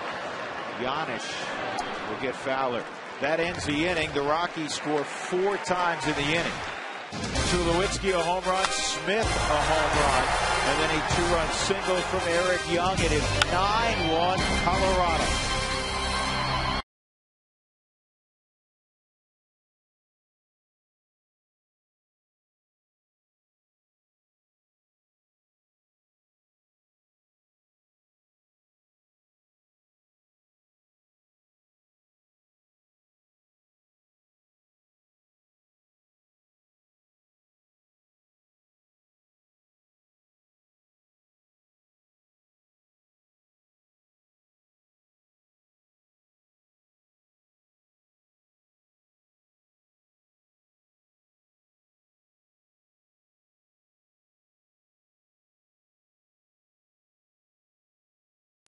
Next inning, quickly we go down to the Rockies dugout. Jim Tracy joins us, and you guys have gotten after a pretty good pitcher tonight in Bronson Arroyo, Skip. We have, Drew. You know, the consistency to our approach tonight has been terrific. We've done a great job of forcing him into the strike zone and not doing anything other than just taking what he gives us. And obviously, you know, a couple of terrific at-bats from Tulo. Hit one of each, you know, the hanging 2-strike breaking ball, and then he tried to get a fastball through there his next at bat and threw 2 of them up in the seats for us. And, you know, a real nice job by Jonathan Herrera down there earlier in the game, that big 2-run single. Just a nice, consistent approach throughout our lineup tonight. Well, and don't overlook Aaron Cook. No, Can't, George. He did a terrific job. As a matter of fact, George, he probably has all zeros going across there. You know, we were a little bit overshifted on Votto in the first inning, and he hit the ball to the other side of the shift, and actually that's the only run they've gotten, obviously. Trace, good luck the rest of the way. Thank you. Thanks, you guys.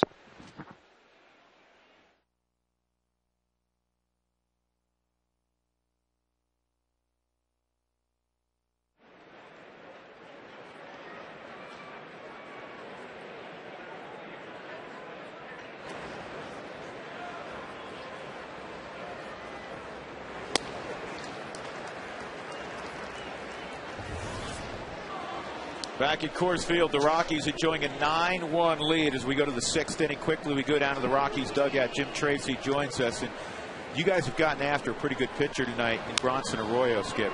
We have, Drew. You know, the consistency to our approach tonight has been terrific.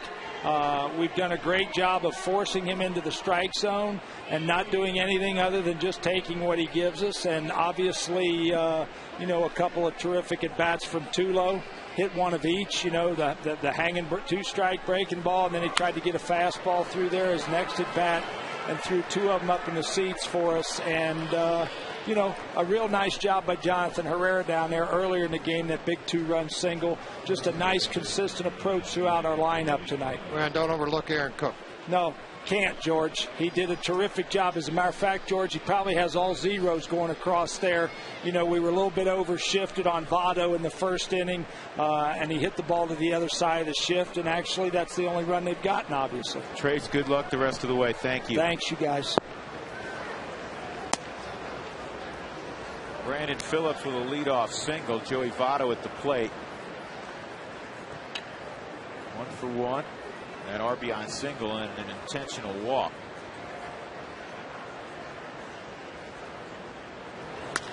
And that goes off of Aaron Cook. And Votto's going to have a hit. Now you got to check on Cook. Yeah, that got him pretty good, too. That's just flush. That ball didn't go anywhere but straight up and then straight back down again.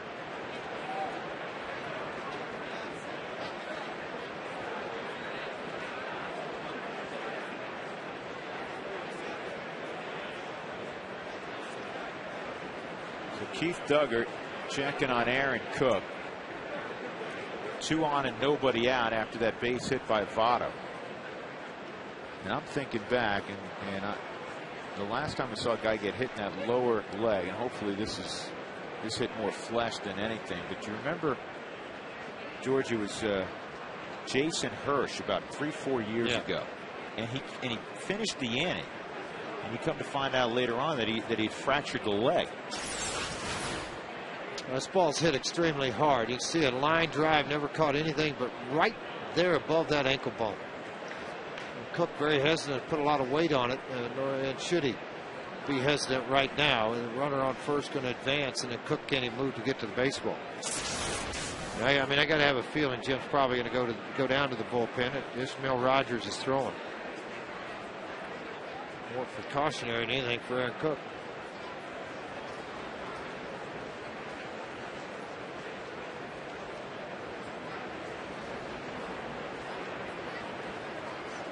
Yeah, he's coming out. You know what?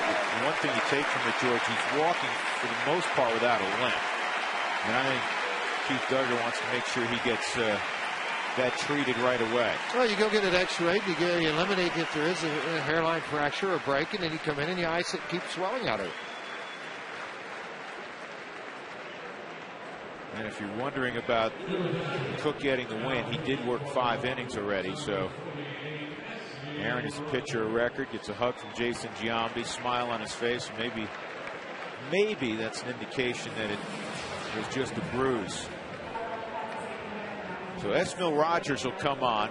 He did start to warm up very quickly in the bullpen as soon as he saw that Cook looked like he was injured. He'll have as much time as necessary to get loose. Jim Tracy with some final instructions. We'll come back. 2 on. 9-1 Colorado.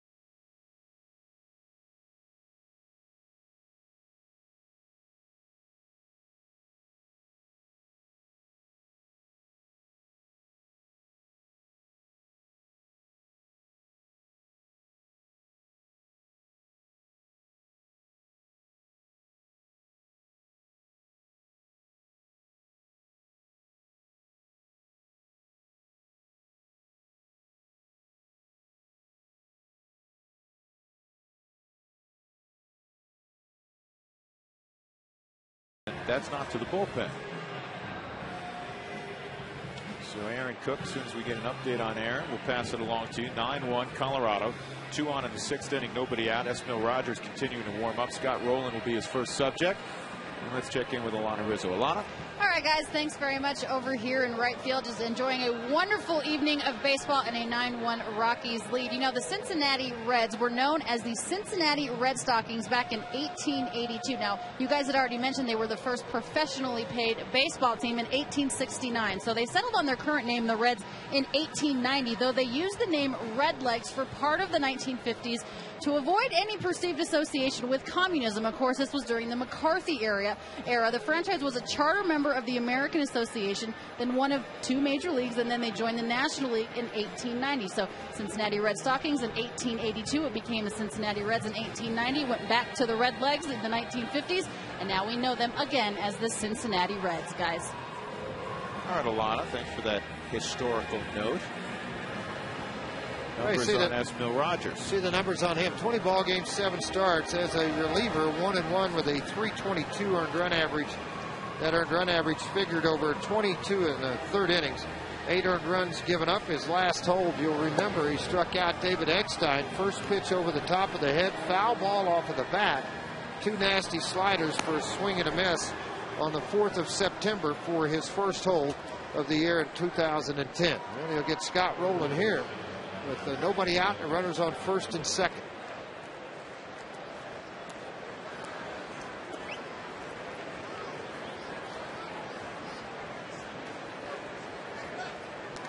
Phillips a single, Votto that single off the lower leg of Aaron Cook.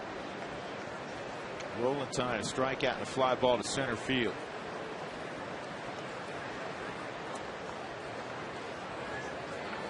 Cook on the plus side. Bronson Arroyo has the hook. 9-1 Colorado. They've out hit the Reds 11-6. Rockies attempting to win for the 6th consecutive day.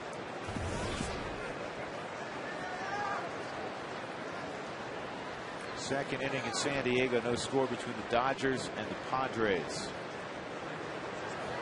And Rowland fouls off the first pitch.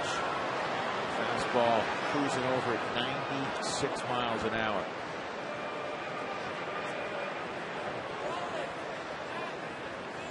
Yankees got a win against Baltimore. Baltimore won the first couple in that series. Texas snapped their losing streak in a big way, 8-1 over Toronto.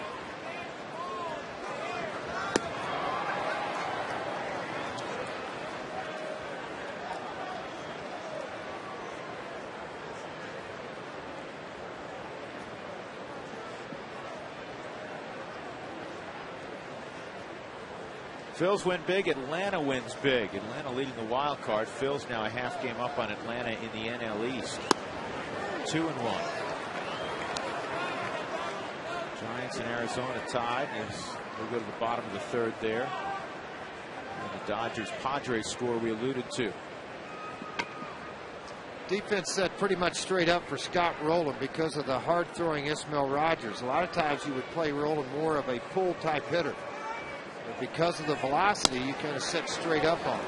Count those to 3-1 now, and Scott Rowland.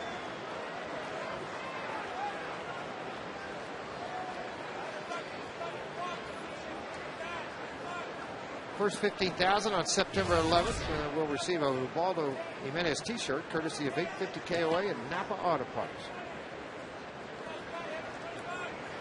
Here's the 3-1.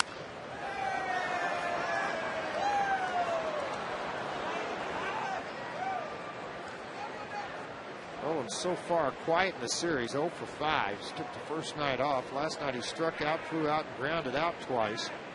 Today he struck out and soft fly ball to center.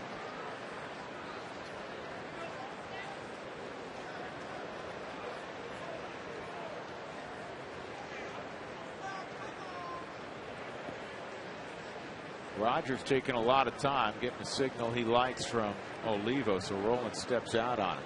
The success he's had with his slider would tell you that may be the pitch he wants to go to. The problem is you got a veteran hitter at the plate, and if it's not a strike, he's probably not going to really swing at it. Fastball. Center field, Fowler coming hard, he'll get there.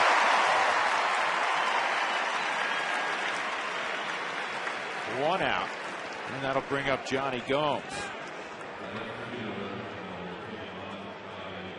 AT&T trivia question. Can you name the player that had the best single season post All-Star batting average since 1952? The highest batting average in the second half.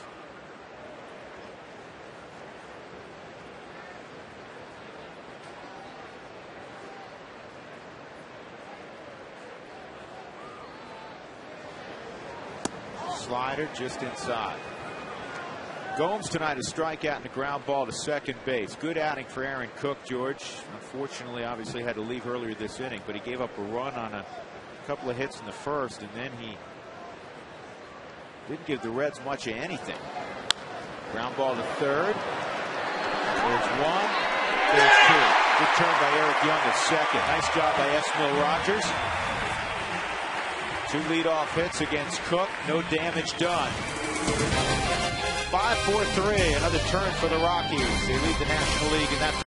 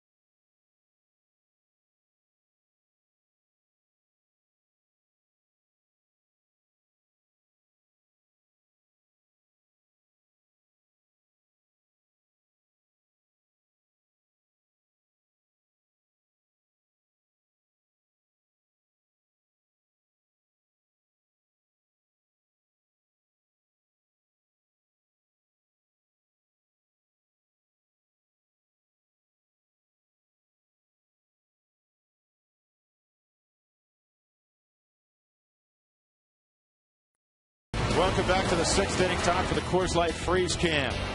Troy Tulowitzki leads all major league shortstops in chances. The reason he does, he gets to a ton of baseballs. He's put on a great display going in the hole tonight, circling and throwing sidearm across the diamond. His patented play. That's the Frostbrewed Coors Light Freeze Cam. Carlos Gonzalez will lead things off here in the 6th inning. Cargo 0 for 2 and a walk. Tulowitzki will follow. He's had a huge night. And then Todd Helton. Matt Maloney. And he gets that one over. Strike 1 on Gonzalez. Maloney pitched in the first game of the series, but he did not face Gonzalez. Outfield straight up and very deep for Cargo. 15-game hitting streak. And this is a soft fly ball in no man's land, and it's going to drop. He's got a 16-game hitting streak now. Gomes doesn't run that well in the outfield, and he plays very deep in the outfield. Well, Yanis took off on that ball to get back after it, and when he landed right on top of the ball.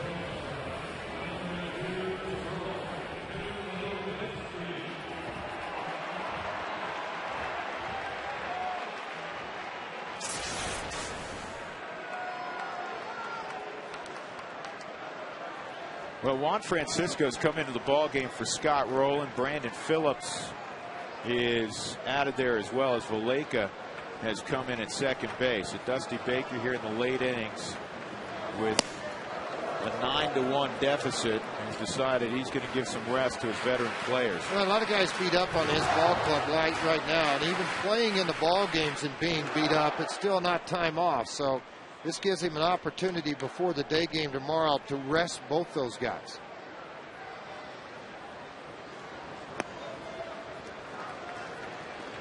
2-0 on Tulowitzki, 3-run home run, solo home run tonight. Second time in his career he's hit 2 in a game. Aaron Cook just got word from the clubhouse. He's going for cautionary x-rays. It's pretty much standard procedure. Called a strike, 2-1. Here are the home runs tonight for Tulowitzki. And a curveball up in the zone. No doubt about that one. And then Bronson Arroyo trying to get in on Tulowitzki. That didn't work out well either. 4 RBI night for Troy. Here's a 2-1. And that's a rocket of a base hit to left. Gonzalez to second. And they're 2 on for Todd Helton. Rockies with 13 hits in this ball game.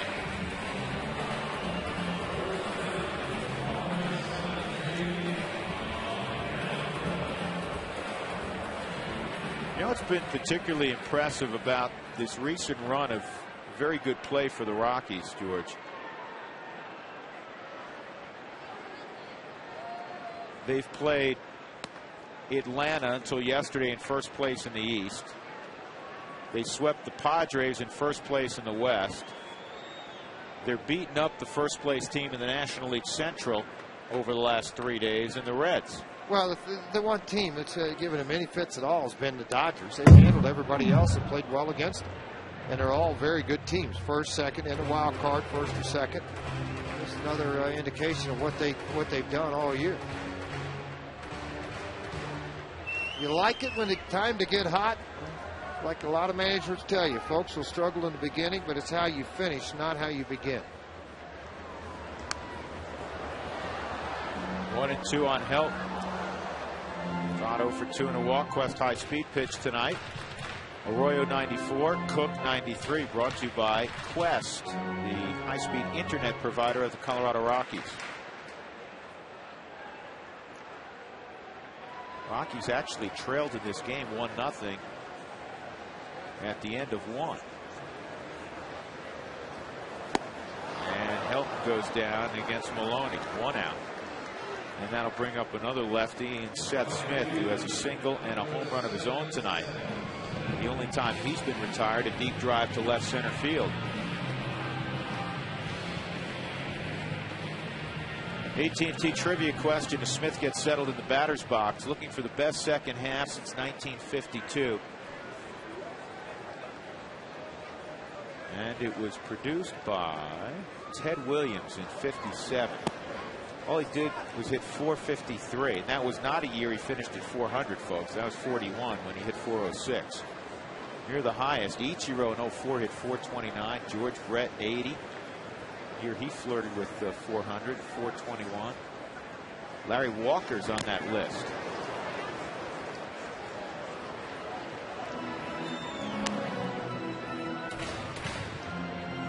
And look what Hamilton and Cargo have done so far in the second half of this year.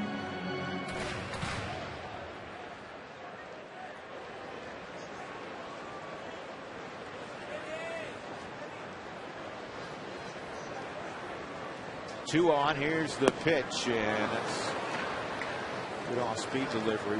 1-2 on Smith. Olivo on deck.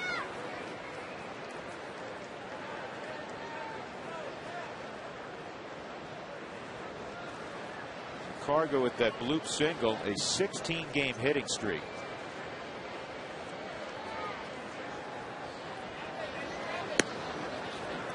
This is 2-2. Helton had a 16-game hitting streak last year, as did Yorvik Torrealba.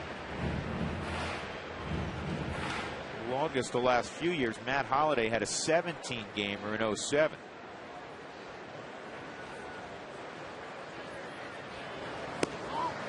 Good eye by Smith. Full count.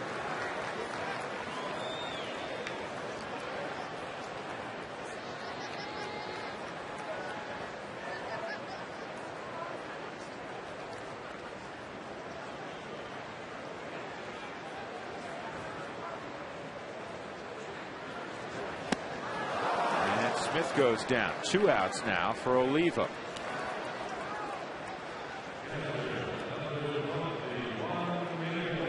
Let's take a look at our Geico quote of the day. Sparky Anderson, who is the skipper of the Big Red Machine in the mid-70s. Just give me 25 guys on the last year of their contract, so I'm going to pen it every year. Well, a lot of guys think that way. You know, you look at a free agent, have a big year, and then all of a sudden they'll have 2 or 3 down, and their contract's up, and they have a great year.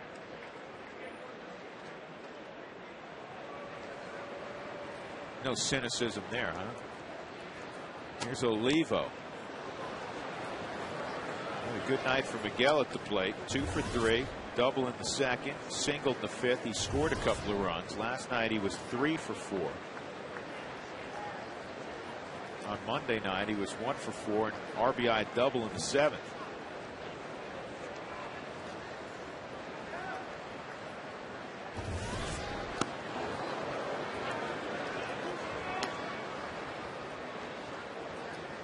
Pitching matchup tomorrow afternoon. Jason Hamill and Travis Wood. Very impressive rookie left-hander.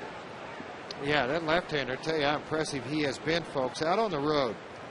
And this is something that's always kind of a telling sign of youngsters. Yeah, they're pretty This ball driven to right field, and the running catch is made by Chris Heisey. He just reached out and stabbed at the baseball, and he was able to secure it. That's a heck of a catch by Heisey. Otherwise, 2 more runs come around for the Rockies. Olivo got robbed. 9-1 Rockies.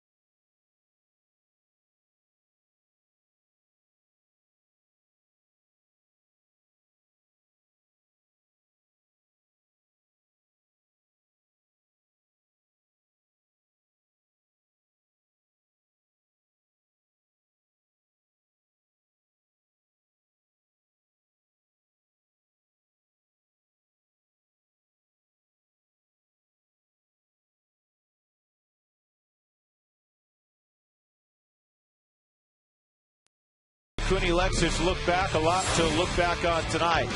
Third inning, 2 aboard, Troy Tulowitzki hanging hook, and that was deposited way up in the left field seats. In the 5th inning, Arroyo again to Tulowitzki, and once again, same result. Somebody else got a souvenir. Later on in the inning, Seth Smith goes deep against Arroyo, his 17th of the year.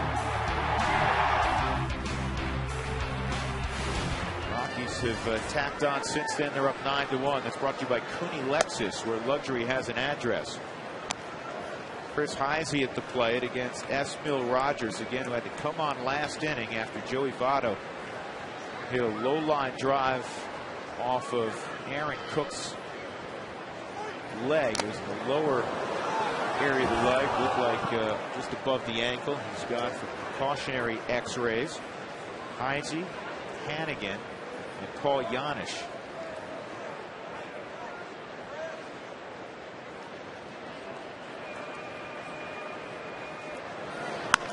Ground ball down the third base line. That's a fair ball for Heisey.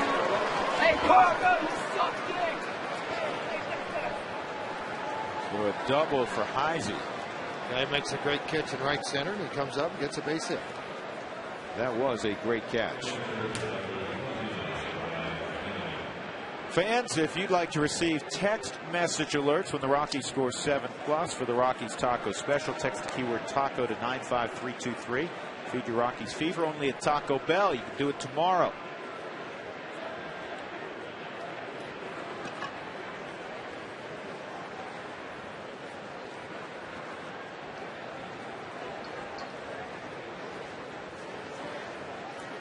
Ryan Hannigan, ground ball to short, ground ball to second.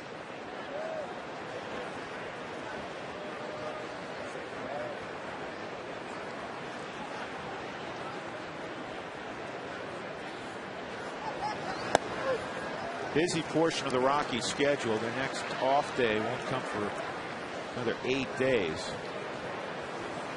And that will be a travel day on Thursday of next week. And the Rockies conclude this 10-game homestand, head off to LA. And this is a ground ball to help. Getting the out at first. On the flip to Rogers. Moving to third is Heisey.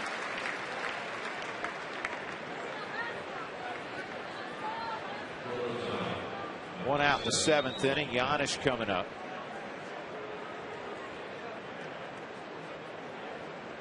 Giannis has twice hit the ball to short. Has not liked the results.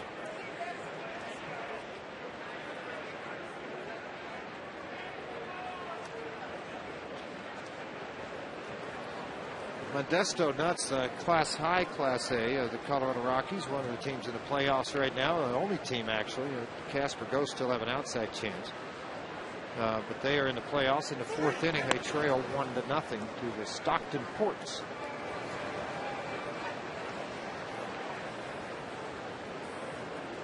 One 1-0 on Giannis.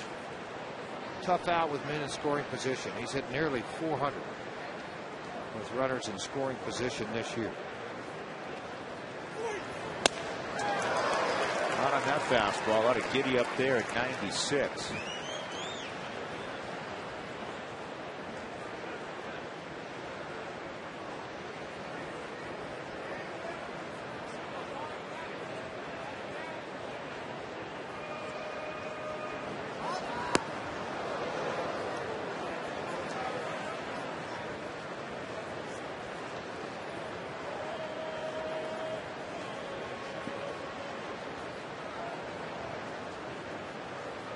Miguel Cairo getting ready to pinch hit.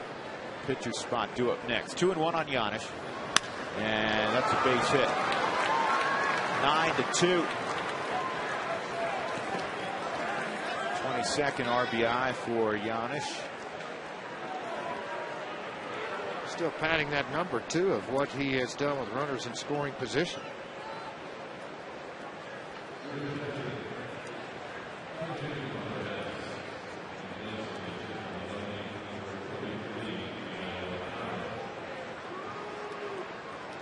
There's Miguel. He's been around the block a couple times, seen the sights.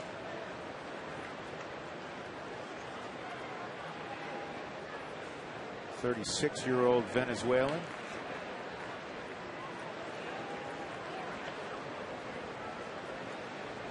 Can play virtually everywhere. Every infield position. Can play the outfield if you need him out there. Philadelphia last year, Seattle in '08, played for the Yankees for 4 years between '04 and '07. Cardinals prior to that, also the Cubs, Tampa, Toronto. 0-2.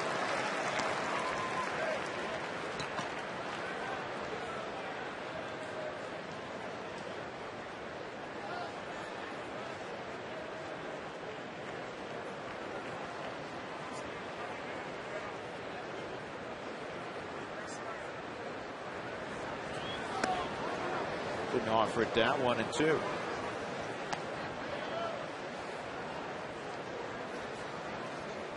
Drew Stubbs on deck. Rockies up 9-2. 2 in the 2nd, 3 in the 3rd, 4 in the 5th. 13 hits tonight.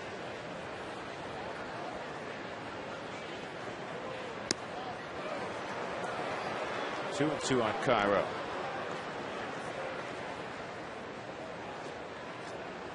They got a good blend. Most good teams do, Georgia, of veteran guys and good young talent. Votto and Stubbs, obviously good young talent. Heisey looks like he's going to be a nice contributing player. Heisey's a really good athlete. That's a base hit for Cairo. And then you have guys like Cairo coming off the bench, Scott Rowland, who's virtually an everyday player, Orlando Cabrera. Back-to-back hits. Here comes Bob Apodaca. Well, I want to tell you about Rockies Fantasy Camp.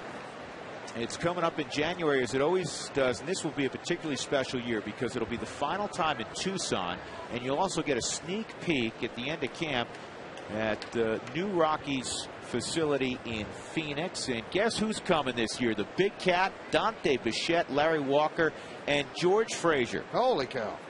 One of your coaches as well. It's going to be a blast. I go every year, and I just grin ear to ear for 5 days. It is a whole lot of fun. You don't want to miss out. So for more information, call 303-312-CAMP or go to ColoradoRockies.com. It is not to be missed. It is the best fantasy camp that any team puts together. And a lot of fans from other teams, because they've gotten wind of it through the years, actually go to the Rockies camp. Del Carmen, the right-hander, Joe Beimel, the left-hander. Even though two very prominent bats are out of their lineup, I'm talking about Brandon Phillips, who can really swing it, and Scott Rowland. You're not if you're Jim Tracy, pennant race, you don't take any chances whatsoever, even in a 9-2 ball game. Drew Stubbs 2 for 3 tonight. A couple of hits last night. One out in the 7th inning.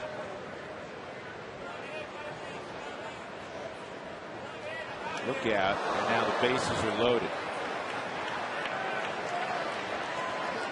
And if you're Jim Tracy, you start doing the math. If you give up a long ball, so Cincinnati can play themselves right back in this ball game. Joey Votto is on deck. Chris Valaika is at the plate. This will be the first at bat for Valaika. He's hitting where Phillips was in the lineup. Not a lot of at bats. He has so far 26 at bats at the big league level. He has 9 hits, a double, a home run, and 2 RBIs.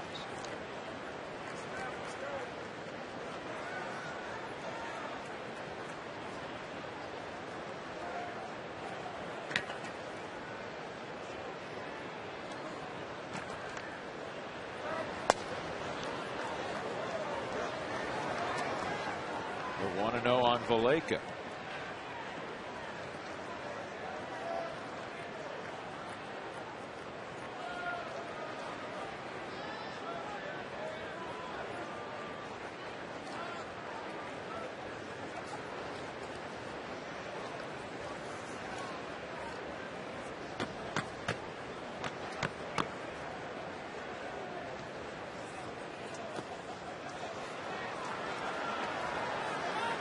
Crowd getting a little restless. Here comes Tulowitzki. That doesn't surprise you. Here seems to deliver a message when it needs to be sent.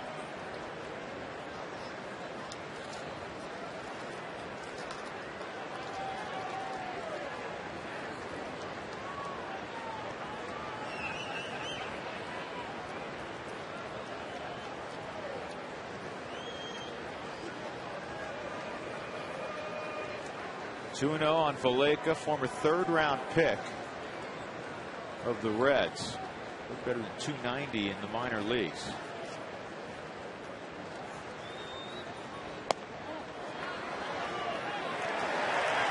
He did go around, so it's 2-1. Bill Miller indicating that he broke the plane.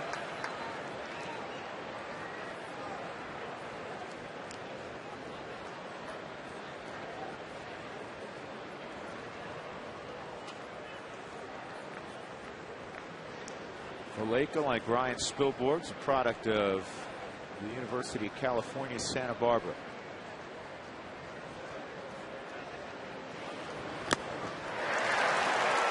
Two and two.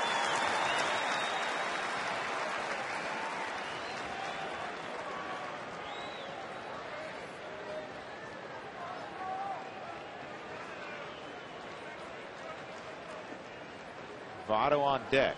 We'd love to get a ground ball double play. Keep that guy from getting to home plate with anybody on.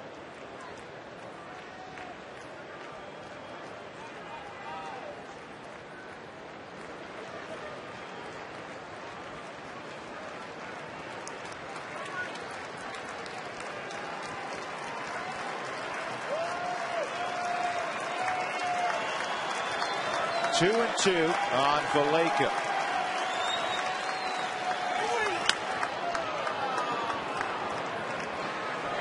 Shoots it past Billy Hatcher. For your plumbing, heating, and cooling needs, call Briconier at 303-777-3037. Think green, think Briconier.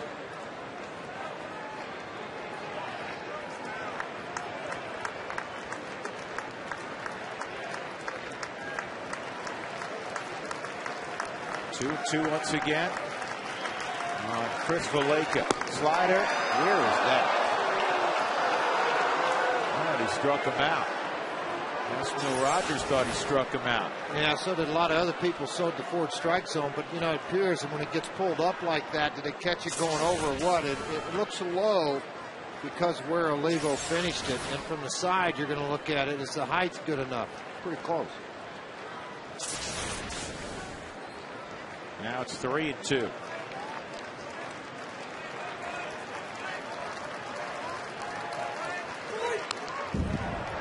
Fouled out for a lot of pitches, and this is what makes it tough on hitters or on pitchers when they come into the game.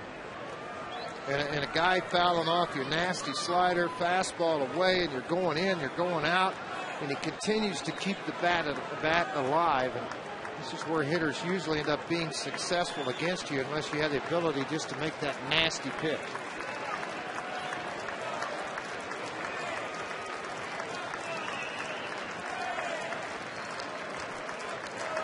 Long at bat. Here's the 3-2.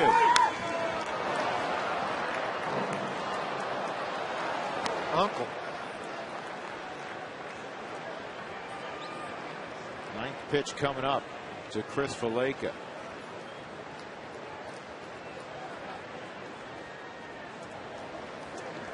Joe Beimel apparently ready.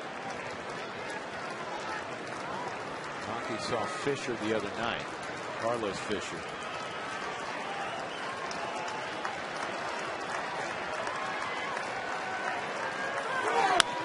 Ground ball is short. Tulowitzki will take it himself. You asked for a double play. You finally got your double play. And Votto will not hit this inning. 1 run in the inning. 9-2 Colorado.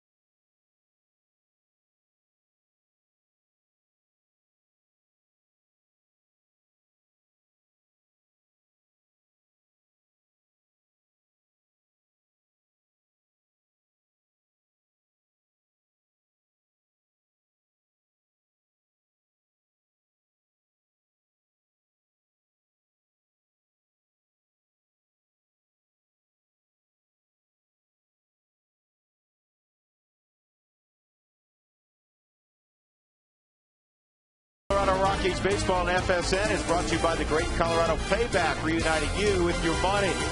By Big Brothers Big Sisters, be big and donate your car. You get a free tow and tax break, and you'll help change a kid's life. And by the Colorado Lottery, don't forget to play. Well, every night I try to hit these scouts, folks, and John Weil, who works for the Rockies as director of pro scouting, first whack, I put it right in his lap. He's sitting down there in the bottom. So then we just started firing. And then I kind of aired one out tonight. I got a nice air, got a little drift, got the float almost where I put it down the Coors Field seats. You know what? You caught that that wind current that goes out to right center field. Well done. I think that's the longest toss you had this year. You bet me this year, yes. Drew bet me one night on the Peanuts. They landed on home plate. I got Justin a little bit of trouble over that.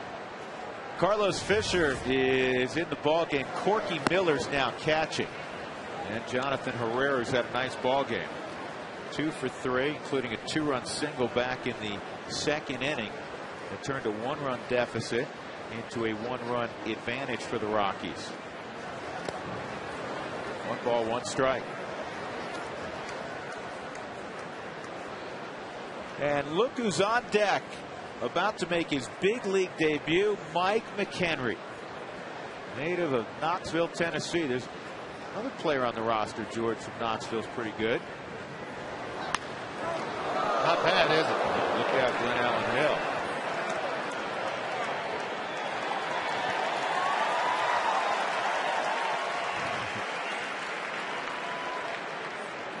Took G a little while to get up. He used to get up faster than this, didn't he? Yeah, well, this thing here's right at his head. I mean, he's alertly hit the dirt pretty quick. And he's now taking a couple steps back, 1 and 2 on Herrera. 2 and 2.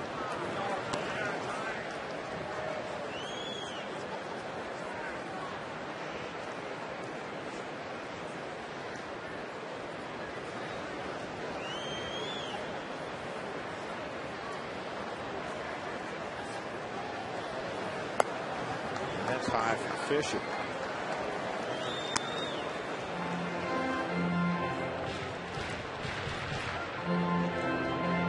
Maloney went an inning and 2/3, giving up a couple of runs on 5 hits. In the air to left center field, Johnny Gomes moves over and makes the catch. So here comes Mike McHenry with his first big league at bat.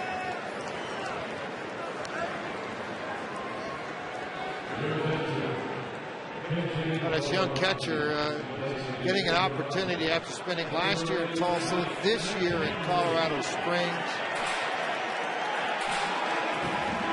Crowd getting behind him, making him feeling good, and all the hard work, all the time you have spent as a player, his dream is just now realized, walking to the plate at Coors Field in the Major League uniform.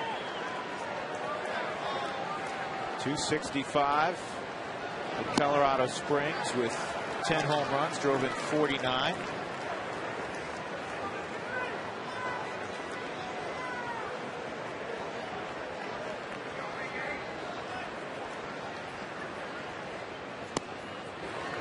Takes low, 2-0. Talking to Bill Guyvette, standing around the cage watching McHenry hit the 4th game, then he walks out of the cage, and he said, you know, when he walks up and people look, they don't wonder where he plays. They know he's catching. He is tell by the build.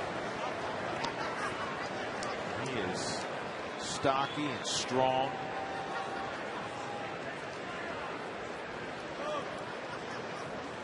Well thought of for a while in the Rockies system, and here he is in his big league debut. Here's the 2-1 from Fisher.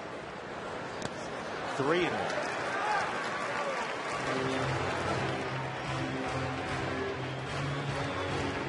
Eric Young is hitting behind him. His teammate, different levels. Obviously this year for a while at Colorado Springs. Shouted something to him right as he was starting to walk up, and McHenry turned around as if to say, oh, I'm getting called back. But it was EY probably wishing him well. Foul tip, 3-2.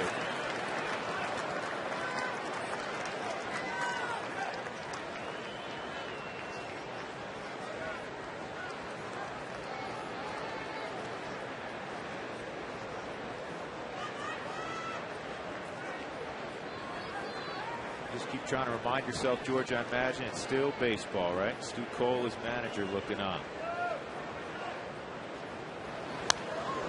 This is fouled back, out of play.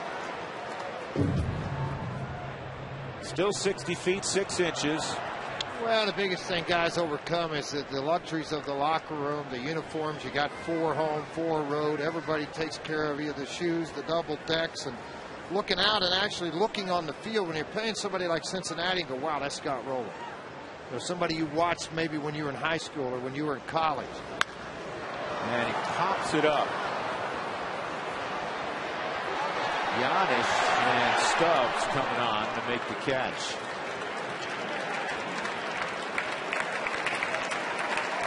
And McHenry hearing it from the crowd. He realizes it's his big league debut.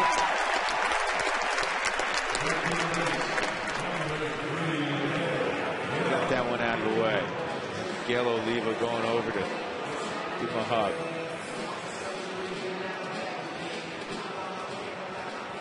Chris Iannetta.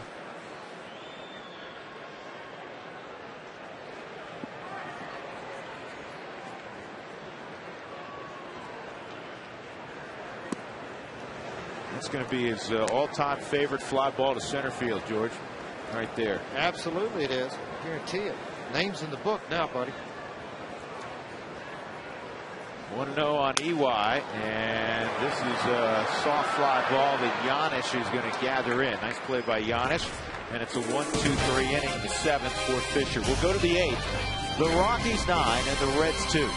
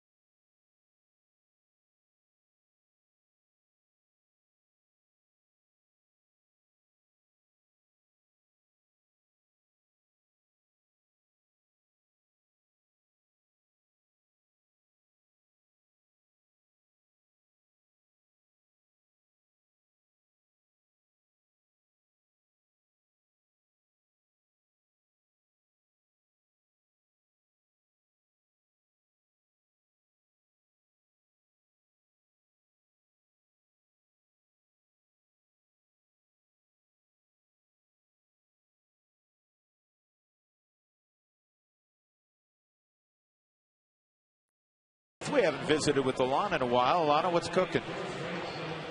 All right, guys, a little bit more on Mike McHenry. Jim Tracy said earlier before the ball game that he had a conversation with McHenry about... Hello?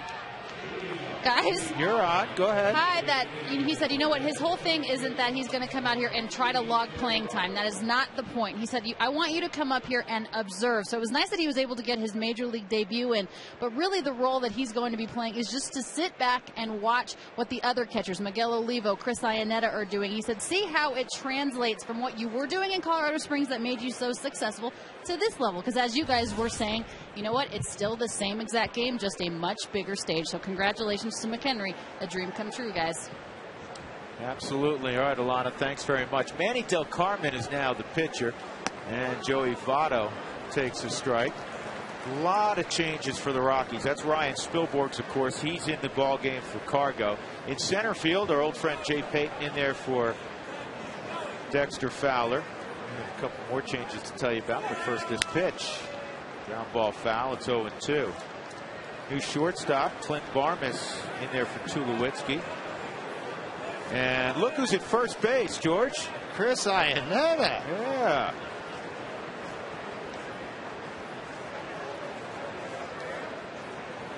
Chris takes ground balls every day at third base. I saw him at third base a couple of years ago on a couple of occasions. This is the third appearance for Manny Del Carmen since coming in a trade from the Boston Red Sox. Del Carmen, as he works in this ball game, obviously in the American League, 3.2, 470. He struggled in a couple of games he's been appeared in now with the Colorado Rockies. Hard throwing right-hander. Part of what I got out of the American League scouting report on him from scouts that watch him an awful lot was trusting his fastball again. 91 to 94 mile an hour fastball, tremendous movement.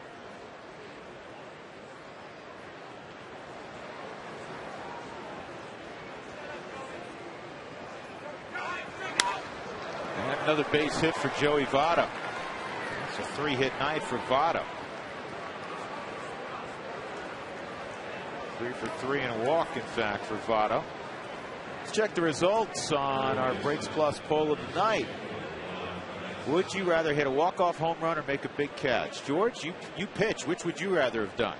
I kind of like that big catch part.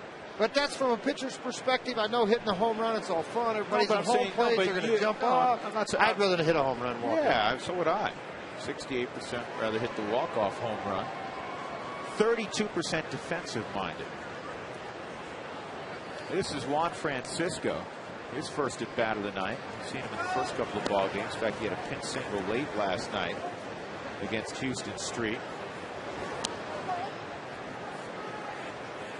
With the big lead, Chris Iannetta in his big league debut at first base is not holding on Votto.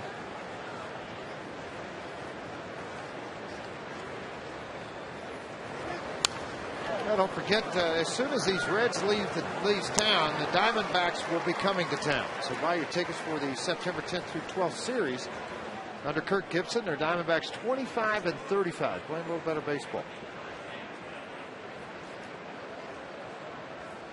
28,271 in the house. Pretty good crowd, school night. Everything happening around town that's going on. Yeah. Very good crowd. Rockies have had great attendance all summer long. More than 35,000 tonight, 6th in the National League in attendance. Consider all the bad weather they had to deal with in April and May. Del Carmen misses. It's 3-1.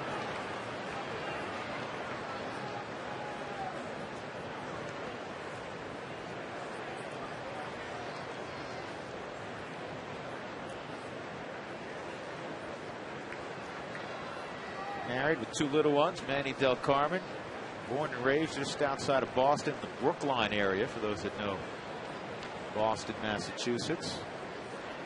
Grew up and played for the legendary Red Sox.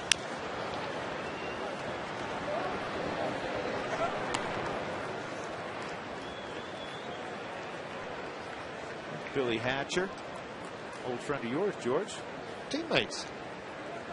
He and Sean Dunston came up together, were roommates with the Chicago Cubs.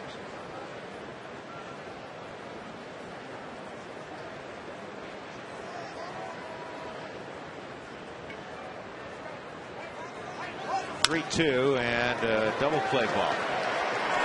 Just like the factor order. That is the 4th double play turn tonight by the Rockies, and the second 6-3 double play in as many innings.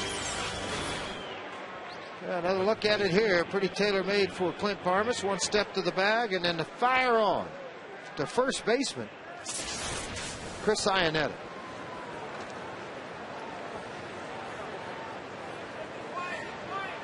Four double plays, not the most the Rockies have turned in a game this year. They turned 5 on May 23rd in Kansas City.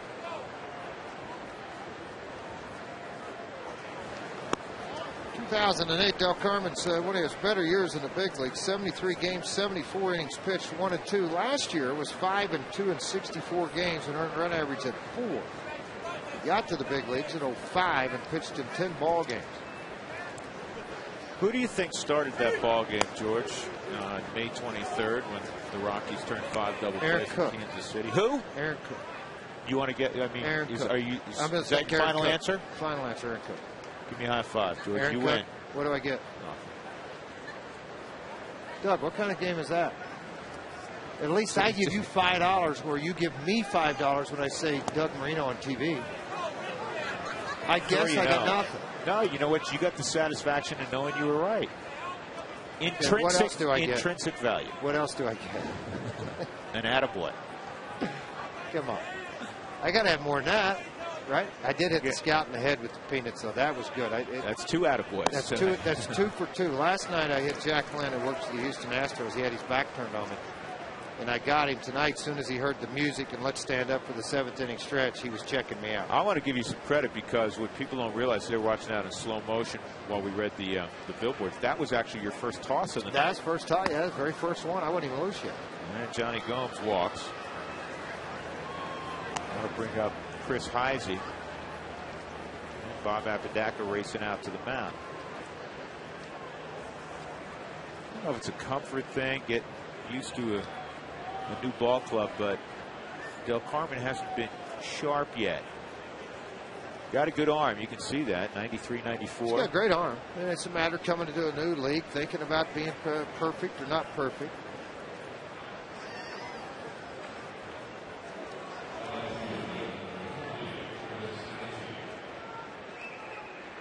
Yeah, may see another big league debut, perhaps, George, in the 9th inning if the Rockies sustain a good lead. Yep. You never know. Could see Escalona. Good.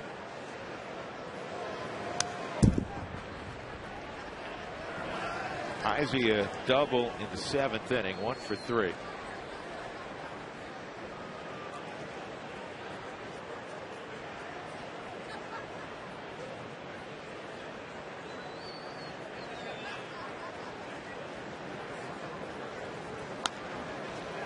In the air to shallow center field. Jay Payton used to play out there in 2003. And he comes on and makes the catch. In the inning, a hit and a walk, nothing else across. 9-2 Colorado, middle of 8.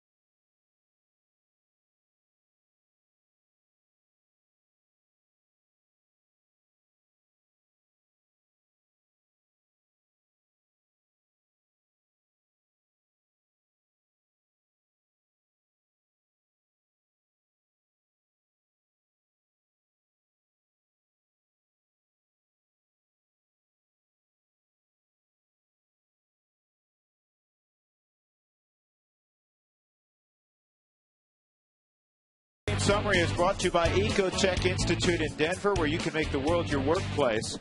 Rockies trailed 1-0 at the end of 1. Then Aaron Cook started putting up zeros, and the Rockies started putting up big numbers. 2 in the 2nd on a Johnny Herrera 2-run single, 3 in the 3rd on a Tulowitzki 3-run shot. In the 5th, they got a couple of solo home runs again from Tulowitzki. Seth Smith hit one out. And you get the picture. The Rockies have cruised. The only downside of this win, As you look at Yonder, who's coming in at first base. Oh, you had the opportunity. You didn't do it. Over Yonder at first. Yep, over Yonder. Yonder Alonso at first. But the only downside, Aaron Cook was hit by a line on the lower leg on a line drive off the bat at Joey Votto. Walked off the mound, didn't continue. And he's gone for some x-rays. Ryan Spilborghs will lead off against Jordan Smith here in the bottom of the 8th. 30th game for him to appear in. 2-2 overall record, a couple of holes on the season. Worked mostly these types of situations when his club's down and you need him. Come in and work a couple of innings. Work the 6th inning, 7th inning of games. Let me correct. Jay Payton's up. Ryan Spilborghs is on deck. Payton got an at bat last night. Good numbers in his career. 278 lifetime average, more than 100 home runs. Well over 500 driven in. Almost 10 full years of service time, George. Yep, and that's great to see, too. Guys, that 10's the max you can get as a player. You can add on as a coach, obviously, afterwards. But to play in the big leagues for 10 years, it's kind of interesting, too, that yesterday, Aaron Cook to play. And it goes under the glove of Votto. Payton seeing the ball down the right field line, still has good wheels. Jay at second, leading off here in the 8th inning. I think it was a bad hop double.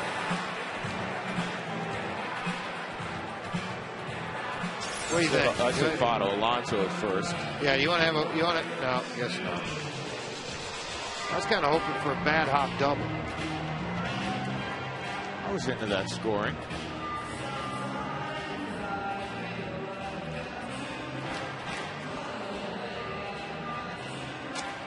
Didn't work out too well for Yonder Alonso at first.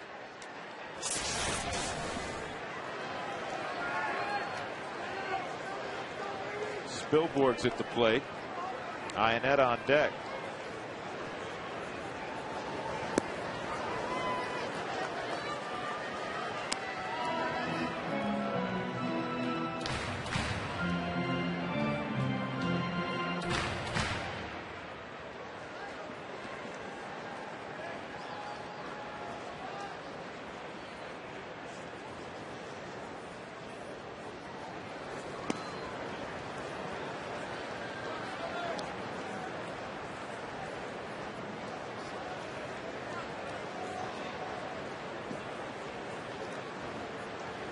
There's Sammy Deduno.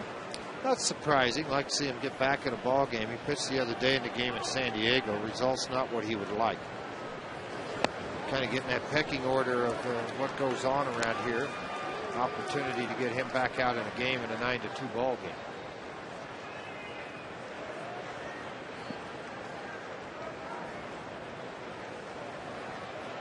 Very nice luxury for Jim Tracy to have Jay Payton. Not only a right-handed bat, you can use him to pinch run, and you're not putting a kid out there. You're putting a guy with a ton of experience out there. And even take it a little bit step farther, too. You're in the playoffs, and you don't want a young guy to come up and be giddy and be so happy to be here that he starts to disrupt your locker room or disrupt what you're doing on the field. That's not what you want to have. You want to have a guy that's focused. Payton's focused. There's a base hit for Spilborghs. Payton at third will stop there. 2 on, nobody out for Ionetta.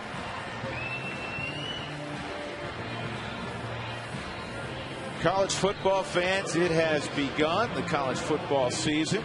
Great matchups already. Colorado at Cal Saturday at 1:30. Don't miss the showdown as the Buffs look to go 2-0. Right here on FSN again, 1:30. Buffs playing against the Cal Bears out in Berkeley. Ionetta at the plate. With Barmas on deck.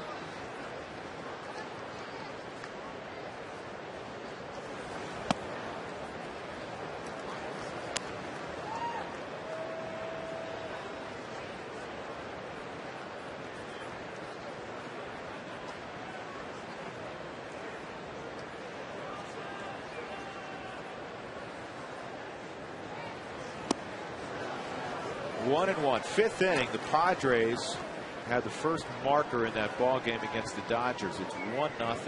Well, both those games so far have been very close ball games. The first blink type attitude. Billingsley starting for the Dodgers. Bill had to have a 5-out save last night. The check swing ground ball. Yonder's going to come home, and Jay Payton is out. It'll be first and second with 1 out.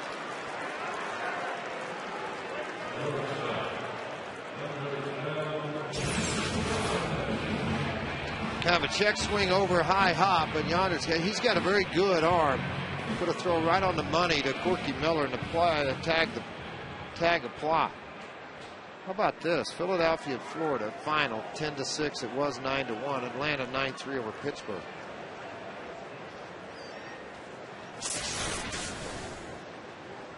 Here's Barmes at the plate for the first time tonight, and a sharp ground ball. There's one, and there's two around the horn.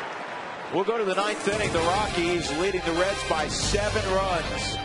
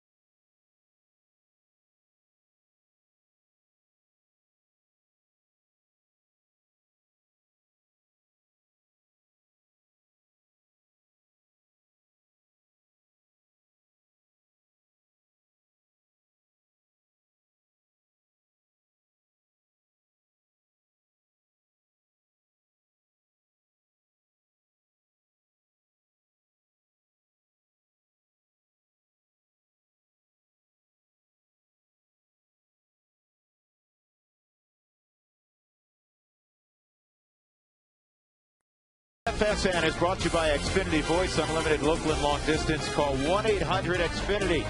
By Geico, 15 minutes can save you 15% or more on car insurance. And by College Invest, helping Colorado families save for college. Rockies looking for 3 more outs to make it 6 in a row. On a very pleasant evening at Coors Field. It's always pleasant when the Rockies are up 7 late, isn't it, Tom Helmer? It's always pleasant, and it's a great night at the ballpark. And tonight we're going to talk about Tulowitzki, TWO, as he goes deep twice tonight. Also, we'll get you an update on Aaron Cook, and of course, get you down into the clubhouse. It's all coming up on the Rockies post-game report on this pleasant night for baseball. Drew? All right, Tom, thanks very much. Paul Phillips going to get some work here in the ninth inning.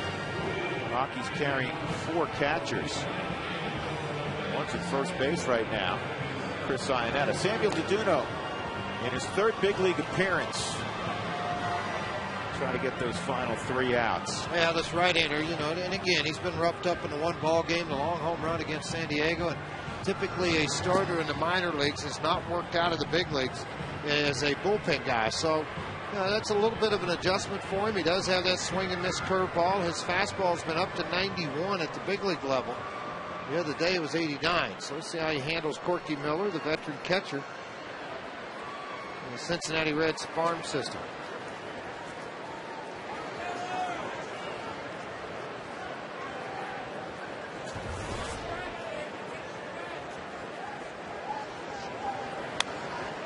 That's fouled off, 0-1.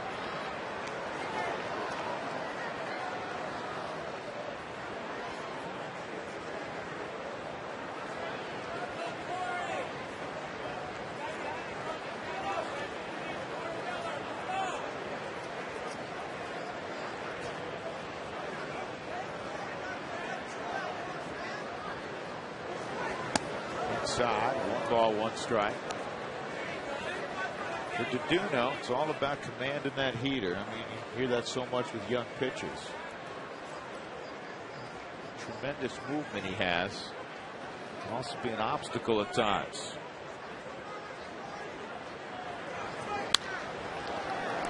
That's caught in the air by Barnes. He's going to finish the play. It's a prudent thing to do. Just in case an umpire didn't see you catch it, go ahead and finish it.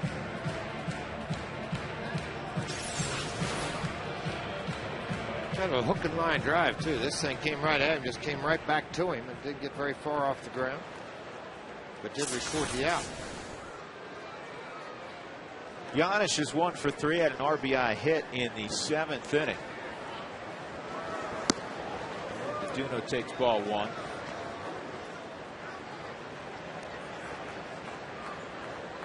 Arizona in the 7th inning leading San Francisco 2-1. 2-0. Rockies have hit 3 home runs in the game. A pair from Tulowitzki, number 16 and 17, and Seth Smith with number 17.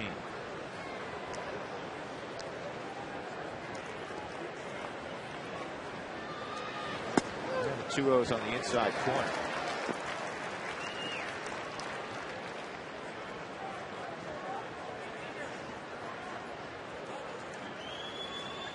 Padres-Dodgers game, George, in the 5th inning. Grand total of 4 hits, 2 for each side. High fly ball to left field, pretty deep, but playable for Ryan Spilborghs. 2 outs. Take a look at tonight's delivery of the game, brought to you as always by Jimmy John's. The work of Troy Tulowitzki. 3-run home run in the 3rd inning. And then the next at bat again against Bronson Arroyo. And he duplicated the feat, except there wasn't anybody on base. 2 home runs, 4 RBIs tonight for the Rockies all-star shortstop Troy Tulowitzki.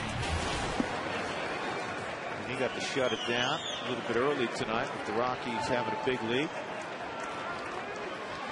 Jim Tracy has some playing time for some other players. This is Yonder Alfonso at the plate.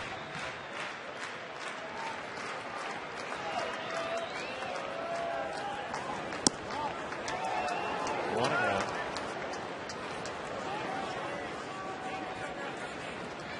Just jumping on board, Carlos Gonzalez did get a base hit in his final at bat, so he now has a 16-game hitting streak.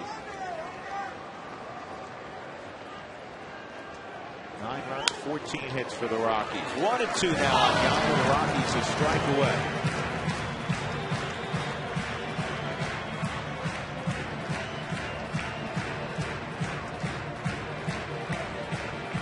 George, with this win that is imminent, the Rockies will be back to 500 in the second half of the season.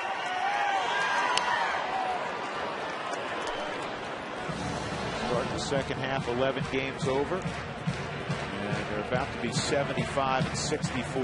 Making that late chase that they had, the big push on teams, and I guarantee you the ball club's coming in here knowing they have to face the Rockies where they're scoring a lot of runs, they're playing good baseball. It's not going to be fun.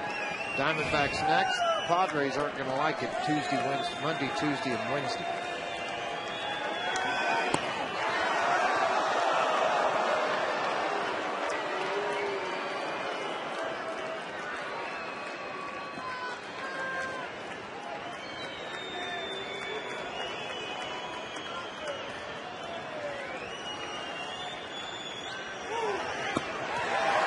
Just missed.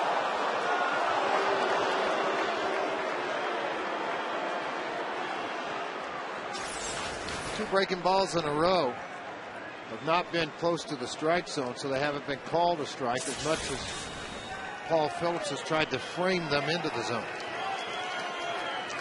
Here's the 3-2 from Duno. Swung on a miss, strike 3. And the Rockies make it 3 in a row against the Reds, 6 in a row overall. And again, they're now 75 and 64, keeping the heat on the San Diego Padres, the Atlanta Braves, and the San Francisco Giants. Everybody involved in this one. That's the middle of the Rockies order. Base hit tonight for Carlos Gonzalez, 2 home runs tonight for Troy Tulowitzki. Johnny Herrera contributed offensively. Eric Young, Dexter Fowler did their thing at the top of the lineup. A complete game for the offense, and Aaron Cook, though he had to depart early, was very good for 5+ innings. He earns his 6th win of the year. Always good to shake hands after the ball game. Rockies 9, Reds 2. Stick around. Post-game reports next.